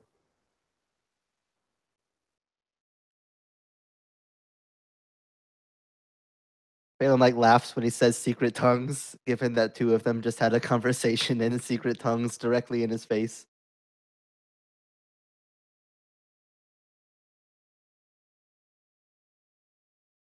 In fact, I think business has been settled for the time being.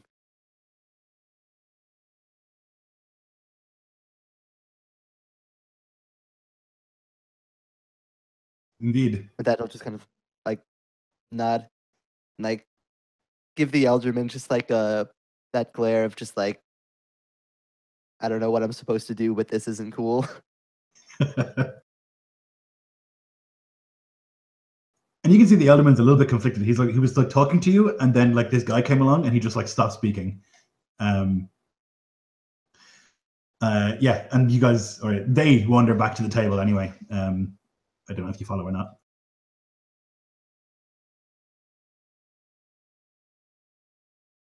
I think I would like take the moment to lag behind. Like the alderman went with them. Like they all went back to the table. Yeah. If Feidhelm would take this time in with just Vagnar there.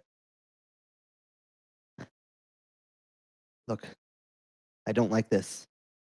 It's not right. But what am I supposed to do? I can't face them alone. Can't make any demands of them. We would need to take away what they feel is protecting them.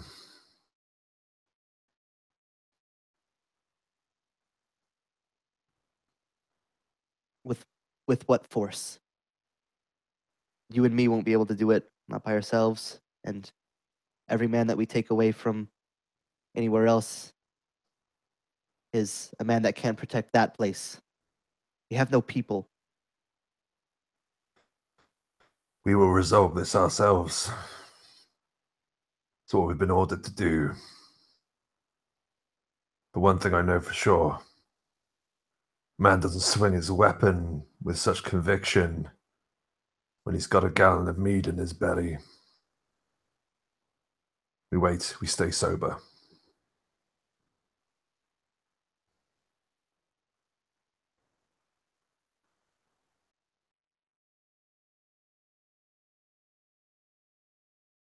And then what?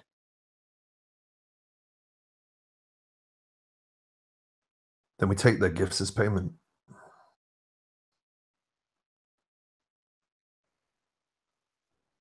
Interesting.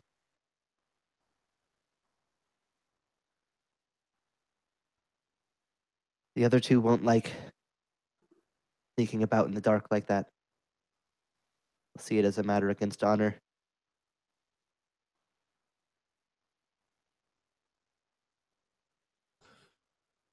The other two, well, they're thick as fuck.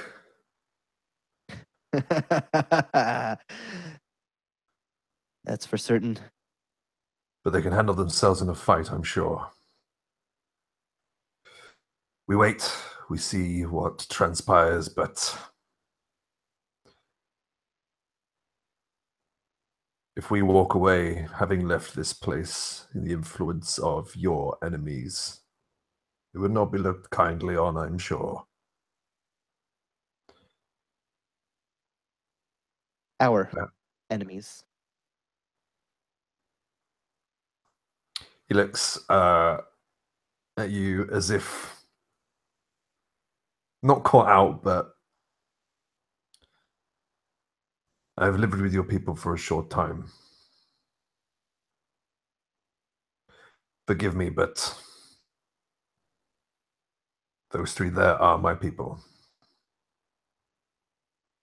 But make no mistake, I will gladly cut them fucking down if I have to.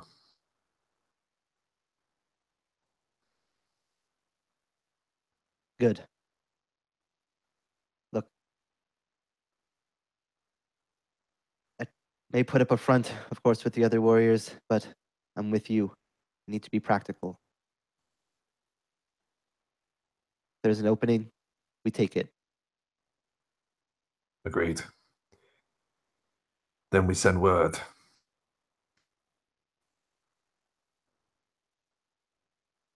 This is not a long-term solution. But we have orders. Yes.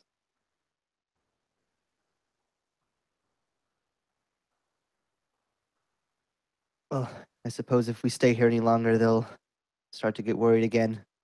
I see that giant meathead coming in here asking questions again. I don't think it'll go as well as the last time. Eyes peeled, torn. And he gives you a nod and a small smile and re-enters the drinking hall. As you enter in, Feidhelm returns it. Oh, God. You can hear like the tail end of a boast, like all the way up past Iskolfin, and there I met a giant woman, and I fucked her brains out, and everyone's like, "Wah!" It's like a common game, boast, roast, toast, where everyone will make a boast, and that was Farrell Redblade. You can see that he is drunk. He's one of the three, but he's definitely had his share of cups. Gygor looks stone cold sober, who is the big man. But this guy definitely is in his cups, and he like finishes that cup and like throws it onto the ground. There's like this big like. Wah, wah, wah.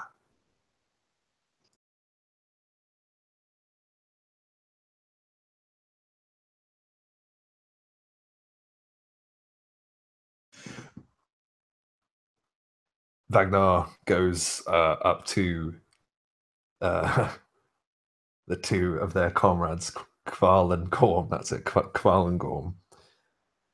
And he sits in front of them and he says, "Don't get drunk." They're still like nursing the guts of their hangover, and they're like, "We weren't thinking about it." And he gives them a nod and watches the festivities, I guess. Yeah, a man stands up somewhere in the middle of the hall and he says, "When I was just a boy, I used to go hunting, and I would catch deer. And one day, I saw a particular deer. It had golden fur. I hunted it for 3 days and 3 nights, and on the third night, I fired my arrow right into its heart. I'm the Golden Fleece." And he like pulls out this like ratty like cloak that maybe once might have been sort of blonde, but now like looks pretty pathetic. And everyone's like, "Hey!" It's like a polite round of applause. Vagnar leans over to Feidhelm and says, "Hope he can fish better than he can skin something."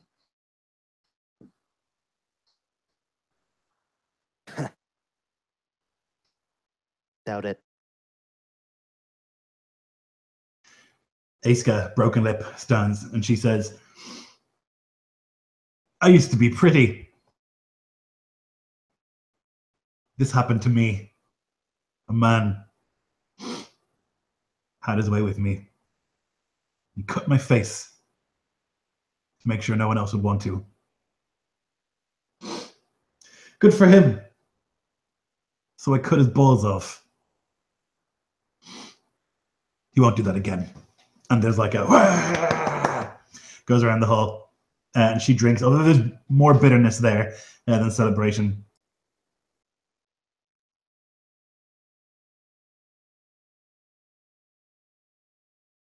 The alderman stands and he says, "I have brought safety and prosperity to these lands for a long time. We had suffered to raids, and now we have friends, reliable friends, who will ensure that there will be no more raids to this land. A true Karl, a breaker of rings, a giver of gifts.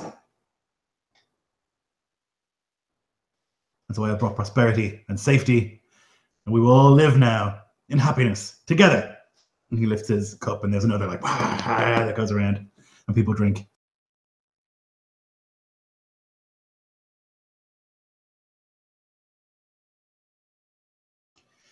Phelan's like trying like his best to like hide his disdain, like as all this is happening. It's just like he's trying to like put on a face of like, yeah, we're here and we're partying and having a good time, and it's just like inside there's just that like seething core of just like listening to like this elderman brag about something that he's basically not actually done anything to do. There's another couple of boasts go around. People standing up and just making outrageous claims that they definitely haven't done, and applause follows every time. All the while, Vagnar is looking down at his hand whilst he's drinking deeply. No, he's not drinking deeply because he told everyone to stay sober. He's not drinking deeply.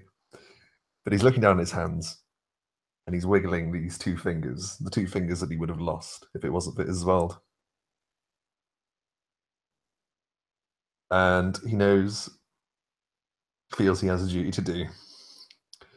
So when the applause dies down from one of the boasts, Vagnar stands up. And he says,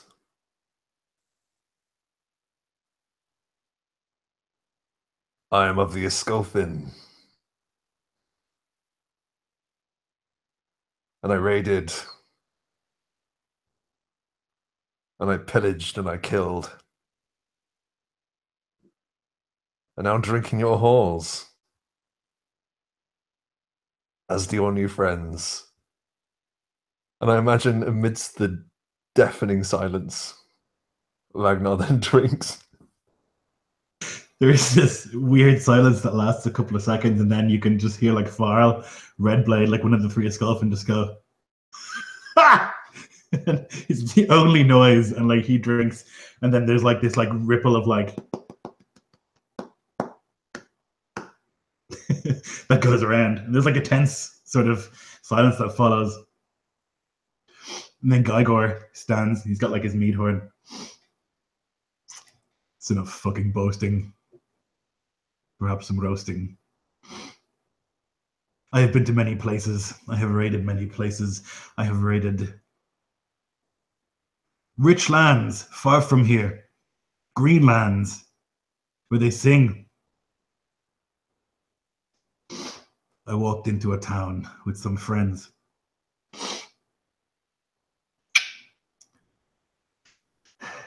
And we killed them all. Did not break a sweat. They're warriors, tiny men. Red-headed little men. Like dogs trying to fight a bear.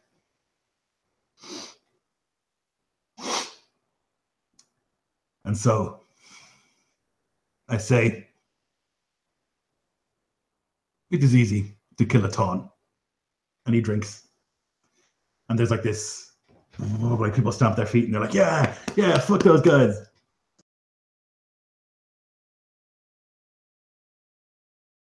And he's looking right at you, Feidhelm, when he like takes a sip of his drink.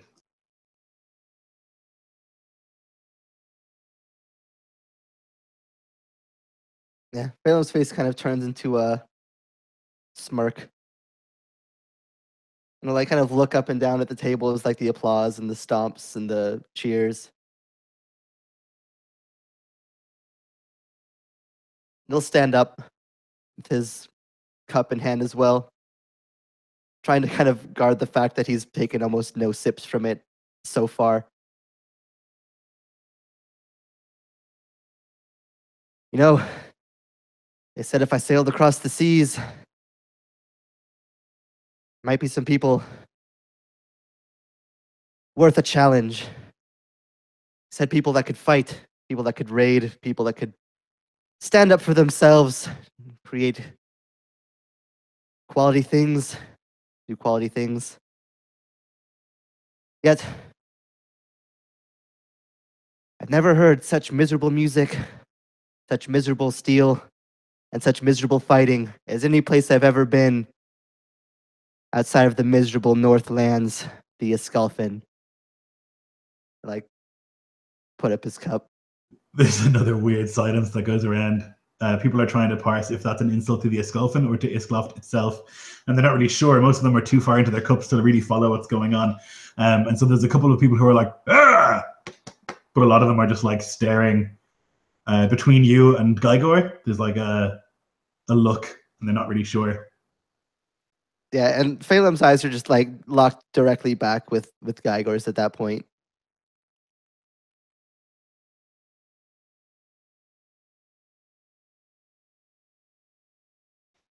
And after you kind of like finish and the applause dies down, he says, "If you're looking for a challenge, boy, I'm sitting right here."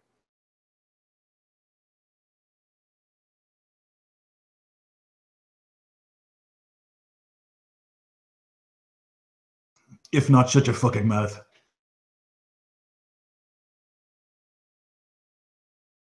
What did you have in mind?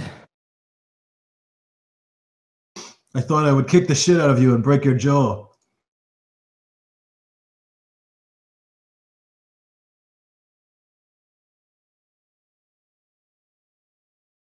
Interesting.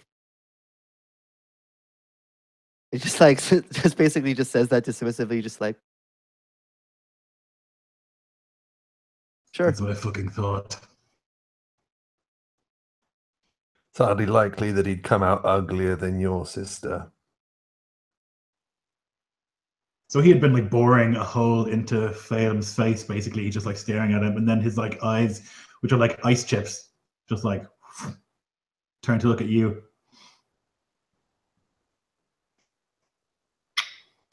Do you want to say that again? And Vagnar stands up and he says,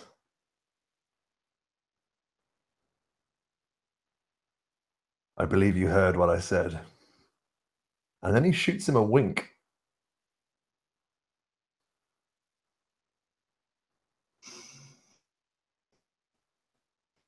He like cracks his neck and he stands up.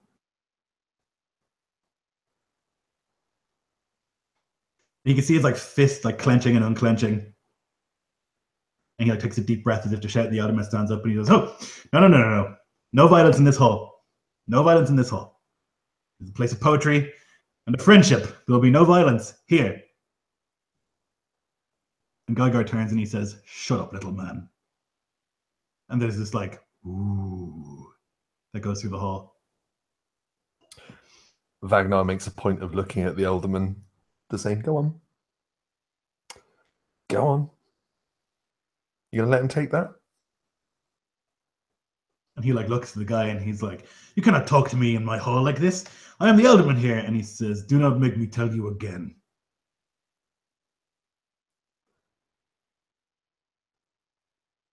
"And I thought you were friends, alderman." And he's got this like worried look in his face. He's not sure if this guy's gonna like beat him up or what's gonna happen. He's like looking nervously around. Everyone's looking nervously around. You can see Come on, Elderman.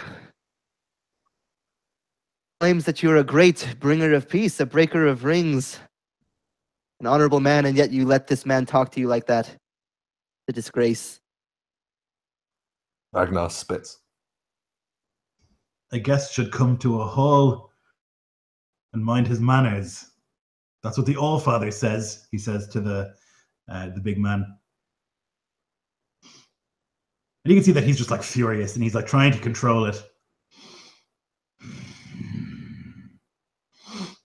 "Then I will leave the hall. And I will wait for you," he says, looking at you, Vagnar. And he just like this like little table in front, he just like moves it out of the way, like throws it basically. And there's like shit goes everywhere. And he like steps directly through. He's like pushing people aside and he goes and stands at the front. There's like this stunned silence. Does he put on armor when he goes outside? Nope.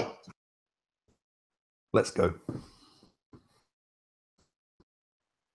Yeah, Feidhelm's gonna get up, like under the presumption of like just going to watch, to see what happens. But he's absolutely gonna follow Vagnar outside. There's a couple of other people kind of like looking back and forth, and the alderman is like, no, there should be no violence here. We are all friends. There's no need. And people are just like now excitedly sort of talking, and it's obviously beyond his control. Aiska and Havarl are like watching. Havarl, like obviously drunk, but like sobering up in the way that like a punch in the face would sober you up. He's just like suddenly his eyes are like predatory and like watching the hall.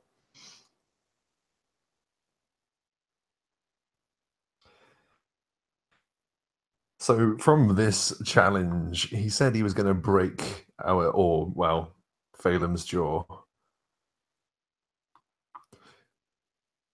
Can we look outside to where he's standing? Has he taken weapons with him, or is he? He's literally, if you look, he's like standing at the front. He's like pacing up and down. He's like, he's like slapping himself in the face and like cracking knuckles.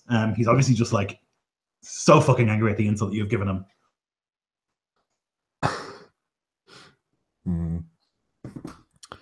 Okay. Vagnar isn't going to pick up his weapons then, in that case.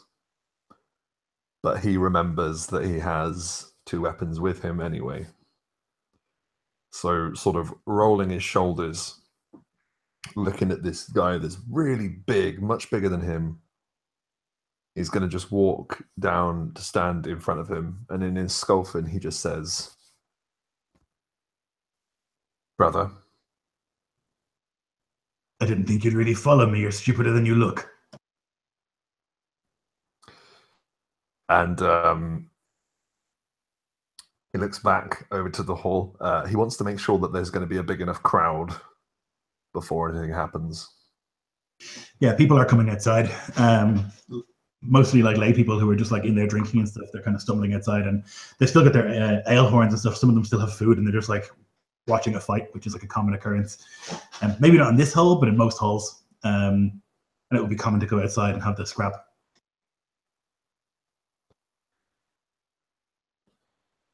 Perhaps I am foolish, but I'm sure I can still teach you a lesson. You talk too much. And as he says, as you talk too much, Vagnar lunges at him. Okay, go for it. Initiative or just straight attacks? You can make an attack and then we'll roll initiative. Okay. It's a critical hit. Oh my goodness. With a punch. Okay, excellent. So I think your unarmed damage, if you're not trained in it, is just 1 plus your strength modifier. That's so right, yeah. It'll be, I guess, 2 plus your strength modifier. That's correct, yeah. So that's, my strength is +2, so yeah. Okay. And then a D12 and a D20. D12. That's a 12 on the D12. And what was the other one? Sorry, D20. D20, yeah. D20. That is a 6 on the D20. Okay. Oh, I don't have the updated. 1, 2, 3, 4, 5, 6. Okay. Oh, God. Oh, it's terrible. So gross. So there's like a... you like go for a punch, but you're the kind of shitbag who would like open your fingers towards the end, and you jam a finger up his nostril, just like right up there. Yeah. You like tear a bunch of the sensitive flesh there, and you like rip the finger out, and he's just like standing there, like, and you can see there's like tears in his eyes, and blood like pours from his nose. He's just standing there, like, he will be stunned for his first turn of combat. Now roll initiative, please. Fucking yes. Okay. My initiative is 15. I'll put it in the chat. Okay.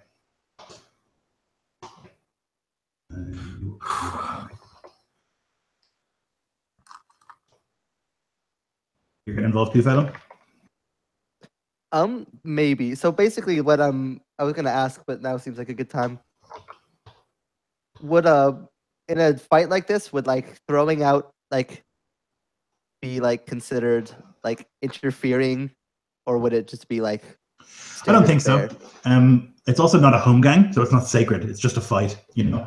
If it was like a home gang, you would feel uncomfortable with it, but it's not. It's just like a scrap. So I think that you can, like, if you don't like go in and Yes. fight him, you can definitely shout and help. Yeah, so my plan is basically to use my turn, just each turn, to like Yeah. called shot. Of just like aim here, do this, and Yeah. just like trying to use my tactical advice. That's just gonna be, unless something happens, like other people start to interfere and it becomes a brawl. That's just gonna be every single turn. I'm just gonna use called Okay. shot. No problem. So it is your Which turn is first. basically just going to give extra damage on all his hits. Yep, I think it's. Yeah, so he like sees it's wisdom plus level, so that is going to be 5 extra damage for each for one attack per turn. But basically, it's just like as you like just jam your finger up and rip at his face, like Feidhelm's just gonna start like shouting at you like, "Go for his neck, take out his arm," just like this tactical fight advice. So you shout that out. Gygor is like, he's like blinking the tears out of his eyes from like the smash into his nose. There's like blood pouring from that nostril into his beard, and like he spends his turn kind of like, ugh. And then at the very end he kind of like, and you can see he's like, but he doesn't get to take a turn. It is your turn, Vagnar. And as he's doing that, going and regains his sight, it just opens his eyes long enough to see Vagnar going and like goes again for another punch. Let's see. It's 13, 14. That's 17. Yep, that's a hit. Okay, so it's 1 plus 2, so 3 points of damage, plus 5, 8 points of damage in total. Okay. So it's smack into the jaw. Feidhelm. Yeah, Feidhelm's just gonna continue shouting to Vagnar different commands, trying to help him as best he can. For a called shot again. So Gygor like takes the punch Undertaker style and then just like slowly turns back around, and he like gets a big lot of blood out of his nose. You can see he like begins as he rages, and he's going to try and grapple you. And he's going to make athletics or acrobatics, please. Okay, that's a 17 on the die. What do I get for acrobatics? Let's see. You need to be at 27. You got a crit on that. Maybe 17, 18, 19, 20, 21, 22, 23. I don't. Okay, it's better on the athletics than on the punch. So he like grabs you by the throat basically, and he like holds you there. He has you grappled, and then he's going to try and headbutt you. For a 15 to hit. Yeah, that's going to hit me if I don't have my armor on. Okay. Yep.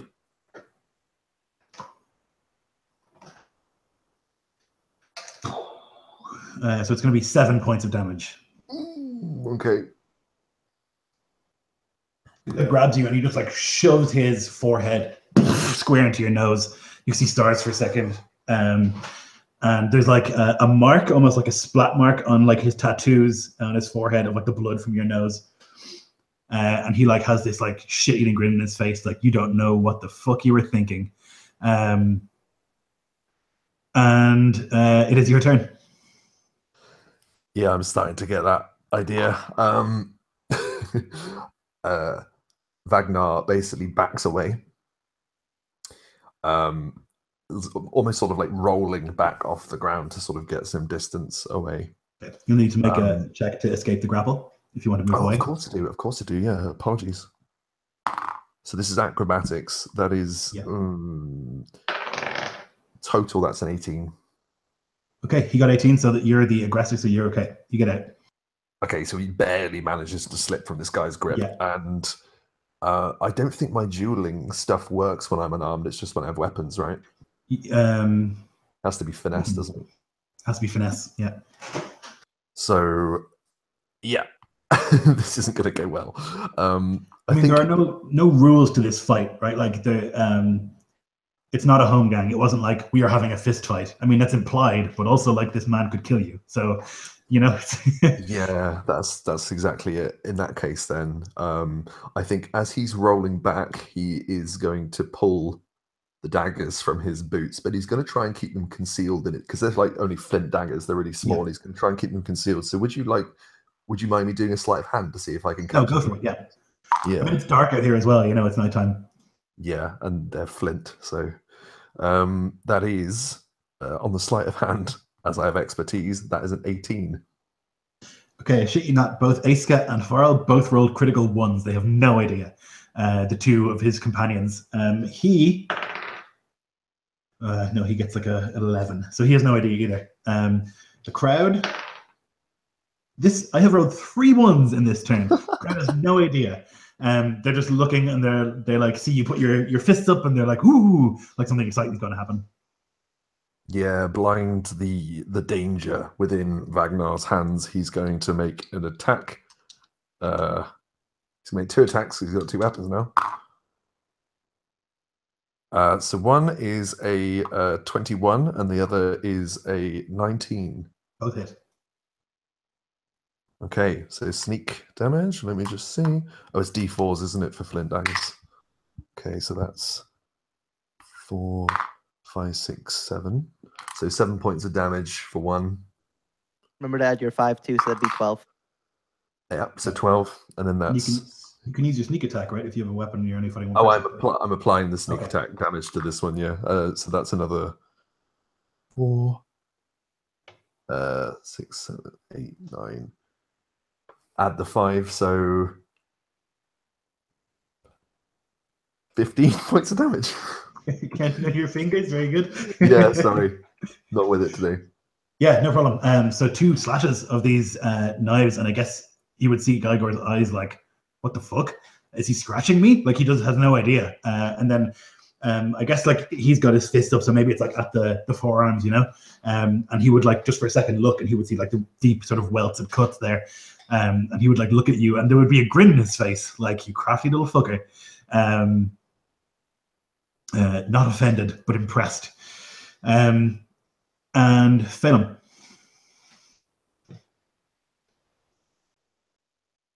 Yeah, same thing. Feidhelm's just going to continue basically being like his boxing corner, to use that analogy, just like shouting things at him. He can muster for called shots. No problem. Gygor is going to rush towards you. He's going to try and like book it, tackle you. So I need you to make acrobatics or athletics. Acrobatics 15. Okay, then he gets an 18. So he runs into you and he like slams his shoulder into your stomach and like picks up your leg, scoops you up, and then like is going to slam you onto the ground. So yeah, he will do so. Ooh, 9. Ooh, okay. So he like onto the ground. You're prone, and he is like a UFC fighter, like beginning to like climb into like a mount. He's about to like rain fists of death upon you. But before he does that, he has you on the ground, and he like gets up, he looks at the crowd, and he's like, and they're all like, people are like screaming, like, yeah, fuck him up. People love to see a good fight. Okay, that's Gygor. Vagnar. I'm going to attempt to break the hold that he's got on me, first of all. With acrobatics once again to try and roll out from beneath him. 17. He can still roll better than that. I know he can. But he doesn't. Fucking yes, thank God. Even with advantage. So I think again he manages to roll. He's sort of like rolling back, and he's going to try and sort of like be moving backwards throughout the duration of the fight to try and draw him into a different area. He's actually going to be backing away through an alleyway towards hopefully the waterfront. He's going to draw the fight that way. But he's going to take another passing swing, only the one attack. But that's 16 on the attack. That will hit. Excellent. In that case, that is 5, 11 plus 5. Yeah, that's not bad. Okay, and I think that daggers are piercing weapons, right? They are, yeah. Not slashing. Okay, so barbarians in Iskalov are not resistant to piercing damage. They're resistant to slashing and bludgeoning. So you're actually doing a lot more damage than you might be thinking. Okay, yeah. He's bleeding very heavily from his forearms, like they're covered in blood, and it's dripping onto the dark ground. You've got a good cut now across his chest, and you can see that it's deep as well. Yeah, and so he's bleeding pretty heavily. He's breathing sort of heavily as well, sort of raggedly at this stage, although he doesn't seem to feel it. You can tell that it's happening. Okay, that was Vagnar. Feidhelm's going to continue calling shots. I'm actually going to do something different this turn. Okay. Like seeing all this damage, Feidhelm's just going to just yell, "Now's your chance, take him out." I'm going to use my Spearden ability, one of my commands. So Vagnar, you'll get to make an attack for free right now as a reaction. Right on. I'm guessing that isn't sneak attack though, it's just a standard attack. Yeah. Yeah, that is again 16. Yep. So that is 4, 5, 6, 6 points of damage. Okay. Nice. Cool. Yeah. So it's another like you this time jab the knife into his forearm and like sticks for a moment. You have to like pull it out, and there's like this brief spray of blood. And you can see he's getting a little bit slower in the way that he's like weaving.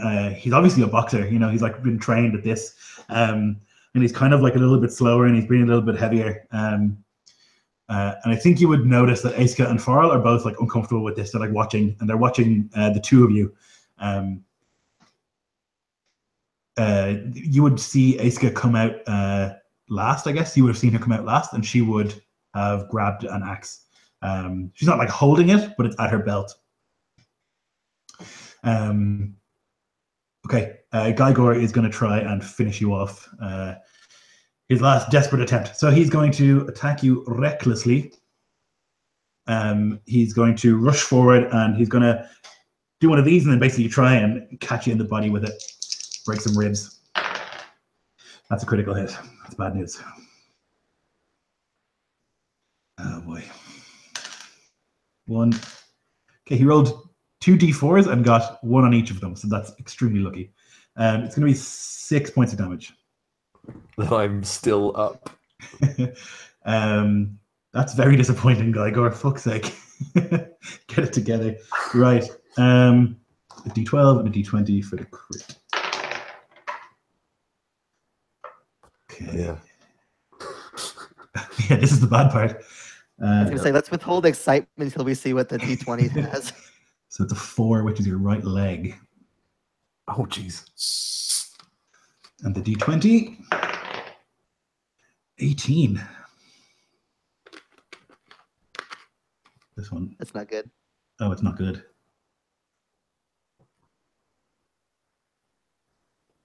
Oh, no. Okay, so he like fakes a punch, goes like this, and you're like, huh! And then he just like swings his big right leg and just smashes it into yours, into the side of your knee, and it bends the knee inwards at a painful and unnatural manner. Something pops inside the joint, it seems. Something has snapped, making the joint unstable. You are prone, and you cannot get up without help. You have disadvantage on attack rolls and saving throws for the duration of the combat. And you will, oh my god, so for a permanent penalty of minus 10 feet to movement. Fuck. That's bad. So he just like smashes your kneecap, and it bends backwards, and there's like this awful like crack, and you fall down onto the ground. And he's like, and he's like literally like a gorilla, like bashing his chest. As you're like down to the ground, he doesn't like leap on top of you to finish you. He's too busy enjoying the sensation of like victory. He's like drinking it in.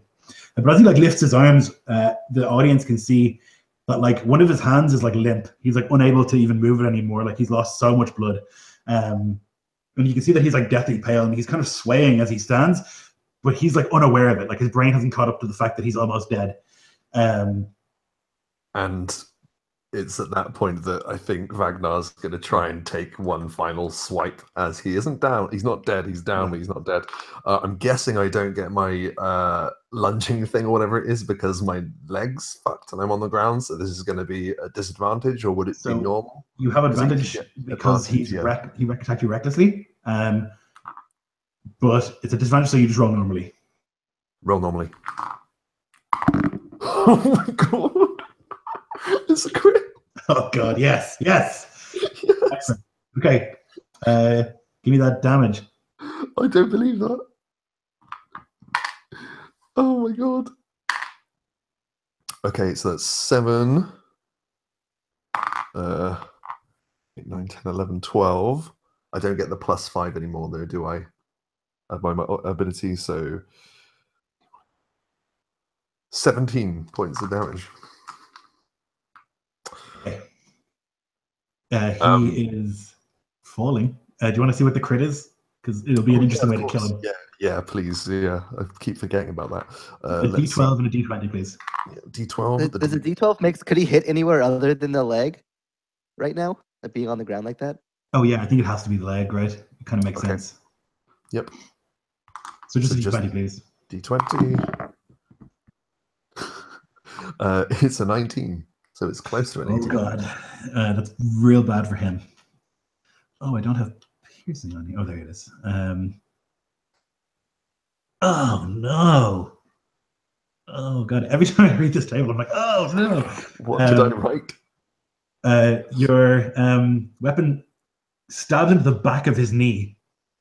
Perfect. Severs an artery as well as the tendons and nerves. There's like this almost like twang as like the hamstrings are cut. He needs to make a save, which he bottles, passes out. The leg will have to be amputated or gangrene will ensue in the nearly bloodless leg within 1d10 days, causing death in another 1d10 days. Magical healing could save his life, but will not restore function to the leg. So that leg is gone. You like slash through basically both hamstrings on his right leg, and there's like this arterial just of blood as you do so. And he like doesn't even cap it for a second. He's trying to stand that leg, and then there's like no power there, and he just like I think he falls on top of you, and he's just like this big man like lying on top of you dead. And I think that like the audience is just like, who won? And they're like, wah, wah, and they have no idea what's going on. And as like, the light is leaving his eyes, is he dead? Dying as well as he's dying, like holding him above me. Vagnar just goes, "My gift to you, brother." Nice. He's like trying to say some sort of last final biting insult, but he just doesn't have the blood in him anymore, and he just kind of. I think Feidhelm's like immediately going to like try to rush, like not rush in, as in like he's not even trying to necessarily get this person off of Vagnar, but put himself in. So if any of these other people like try to bull rush him, he's like there to try to stop it. Yeah. You can see that there's like a furor of excitement. Everyone's like, ah. You can see that Aska and Havarl are like looking, and they can see that their friend is dead. And there's like a look that passes between them, and then they look at you, like at the same. They kind of like almost scarily, like both turn to like look at the same time in your direction, Feidhelm. And they like tilt their heads. But they don't move or attack or anything, but there's just like a look there. The audience is like going nuts. People are like cheering and stuff. They weren't expecting this to happen. The Elderman is going nuts. He's like, no murder here. This is unacceptable. He's like calling for guards and stuff like that. All this craziness. And people kind of step forward. They like pull the body off. And they can see that Vagnar is like alive underneath, and then the audience comes forward and they're all like, "Ah!" and like slapping on the shoulder and stuff like that, in some sort of measure of excitement, like lost in bloodlust, so seemingly like not too aware of what's happened here because it's murder is what's happened. But in the moment, it just seems like a fight that's gone a little bit too far, and everyone's kind of excited about it with like the mead and the drink. The other two are kind of lost in the crowd for a moment. There's like too many people all around, and the Alderman is like, "What have you done? Why?" And And he's like got his hands pressed to the side of his head, and he's just like, oh God, oh God, oh God.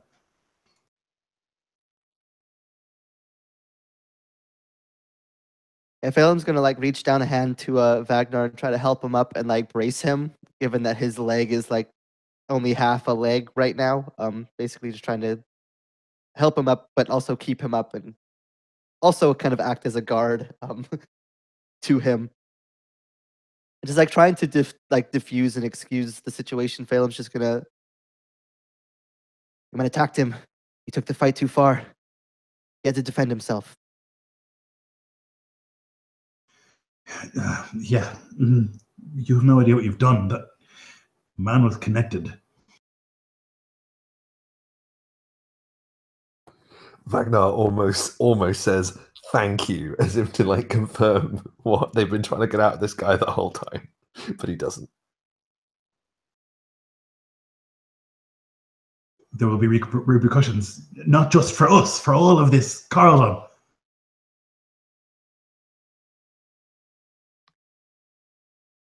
Those men were coming for us anyways. Don't think for a second that they weren't. This hasn't changed anything.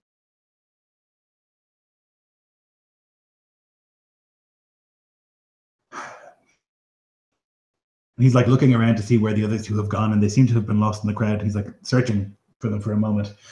He calls out their names, but there's no response. Fuck. And he's just like very worried, very nervous.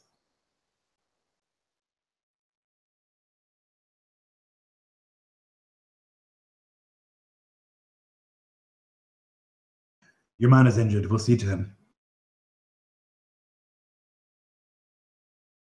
Thank you. You still have the hospitality of my hall. And he's like saying this now like he's like it's a script that he's like has to say. You are welcome to stay with us until you see fit to leave. You are welcome guests here for as long as you wish. And then he like basically steps away and goes back inside. And there's like a couple people who like come over to help bring Vagnar inside.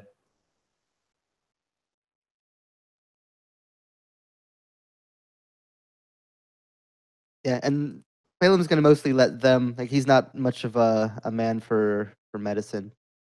He's gonna kind of let them do like the work, but he's still gonna like keep himself right in the Vagnar. Just in case somebody tries to stir up some trouble, he wants to make sure that he's there to respond. Yeah, as you're kind of like, I imagine that Vagnar like has an arm around your shoulder and like walking in. You can see the other two, Aska and Afral, who have like gotten their shit, and they're like walking out of the hall. And like Aska, broken lip, like looks at you. Not a good idea.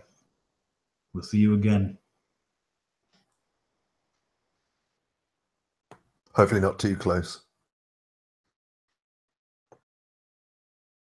You're pretty now, like I was once. Don't count on staying that way. And there's like this brief sort of like look from the two of them, and then they like leave the longhouse, heading towards the docks. So the medicine of this longhouse leaves a lot to be desired. Most people are a little bit drunk. They don't have a Sather here, nor do they have like a Skald or anything. They just have some people. They know that like it's best to take weight off the leg, and so they like lie you up in the thing and they like have a quick look. It's clear that like the kneecap has been broken and pushed back, and so that is going to be very difficult to heal. It'll take probably months to gain full functionality. You'll be able to walk in like a week or so probably, but running will be difficult, and it'll obviously be sore and a vulnerable spot. But getting out of a fight with a berserker, a fist fight with a berserker with only a broken leg is probably a blessing. You know, the place is abub with like excitement of this like, I mean, I guess Vagnar is big, right? But he's not big. He's not big the way Geiger or Fellhand was big, and like how you defeated this man in a fist fight, because it seems to them that that's what happened, right? Like when he saw the knives, and there's all this talk of now Vagnar, Fellhand, the true fell hand, the one who slashes, who punches, and who makes blood spray from the knee with only his fists, and like that kind of goes through the place. Yeah, and so they see to your leg as best they can, and then the night passes. Unless you want to do anything else that night. I think there's like if the kneecap was broken, then it would have had to been like realigned, refitted in. So I think that was a trying moment for Vagnar, like holding back as it gets violently put back into place, and he thinks to himself how he has been pretty stupid. That could have been a lot worse. Yeah, they put like leather between your teeth so they don't crack as you like bite down in pain. And like it takes a couple of men to like hold you down so that you're not like wriggling too much. There's got like 2 men on your thigh and 2 men on your ankle, like they can hold your leg in place so they can try and like set it. Agonizing. And I think that you probably would pass out at some stage from the pain, no matter how tough you are. Like a broken bone being moved around inside your body is going to be agonizing. And so you probably would pass out early. Although I think the Feidhelm would like stand watch basically next to you all night. When those people leave, the Elderman would come over and he would say to you,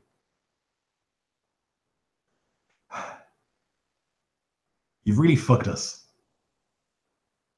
You know that." You were already fucked.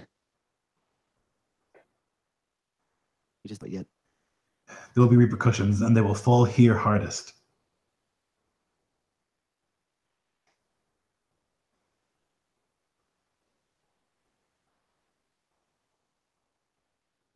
I'll gather what men I can. See what defense we can mount.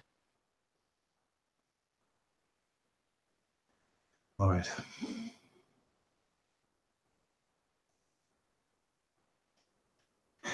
I'm sure that you can understand what I did and why. I don't think it's unreasonable. I'm in totally agreement.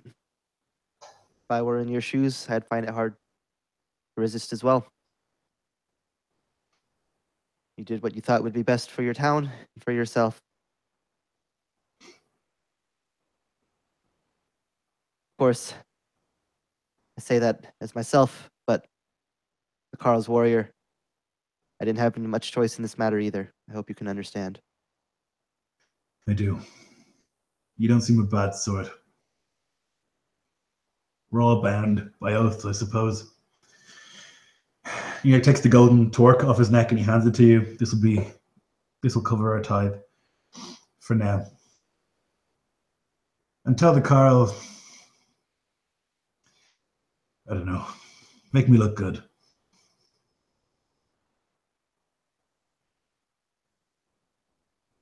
I can.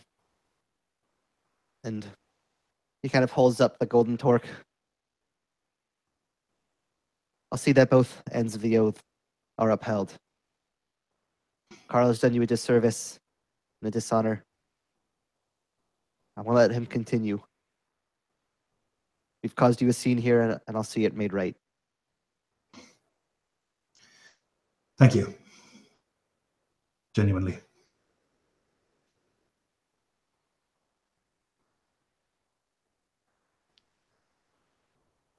I feel him kind of like just like a outside. He's giving like a firm nod, and like inside, like he knows that they don't have the men to fight this fight, but like he can't help but like know that he has to help. Like despite the disagreement, like they have caused this problem now. So the night goes by, more somber now. There's like a lot of discussion, as I say, about Vagnar Fellhand and about the way he like exploded that man's knee, killed a Nisgolfin berserker with his bare hands. That goes on for the night. And then the next morning, you can stay for the next day while Vagnar recovers a little bit and kind of like hammer out the details of this new arrangement. But eventually you would leave and head back to Ingvik. Back through that journey again, through Jarnvik, meeting good old Thorhelm, who would be absolutely appalled to hear all the shit that happened with Skander. He would be like, I fucking knew it, I knew it. Past that, all the way back to Ingvik. You'd be greeted on the road, or like not on the road, but you would see people filing in to Ingvik, like making their way in there. Lots of people gathering, like farmers and stuff coming in.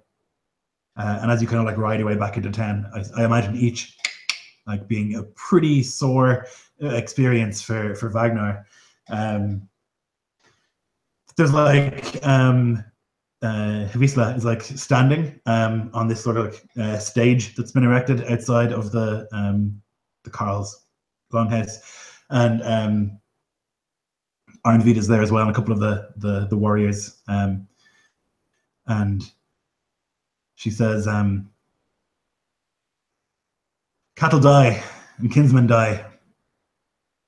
All must someday die. And so it is with our Karl, the oldest man that we thought we'd ever see. He drinks now with curved horns at the side of the All-Father. A good man, a just man. A man who cared deeply for his people. He is gone now with the Valkyries to drink by the All-Father's side until the final battle. And there's like this like solemn nod that goes through the crowd. Karl Ingvar is dead. And that's probably where we'll end today's session. So I hope that you guys enjoyed that. I really fucking did. I loved it. That was fucking awesome, man. Jesus. Thank you to all the people who watched. I'm going to end the broadcast so we can talk shop. Thanks to the people who watched. See you next time.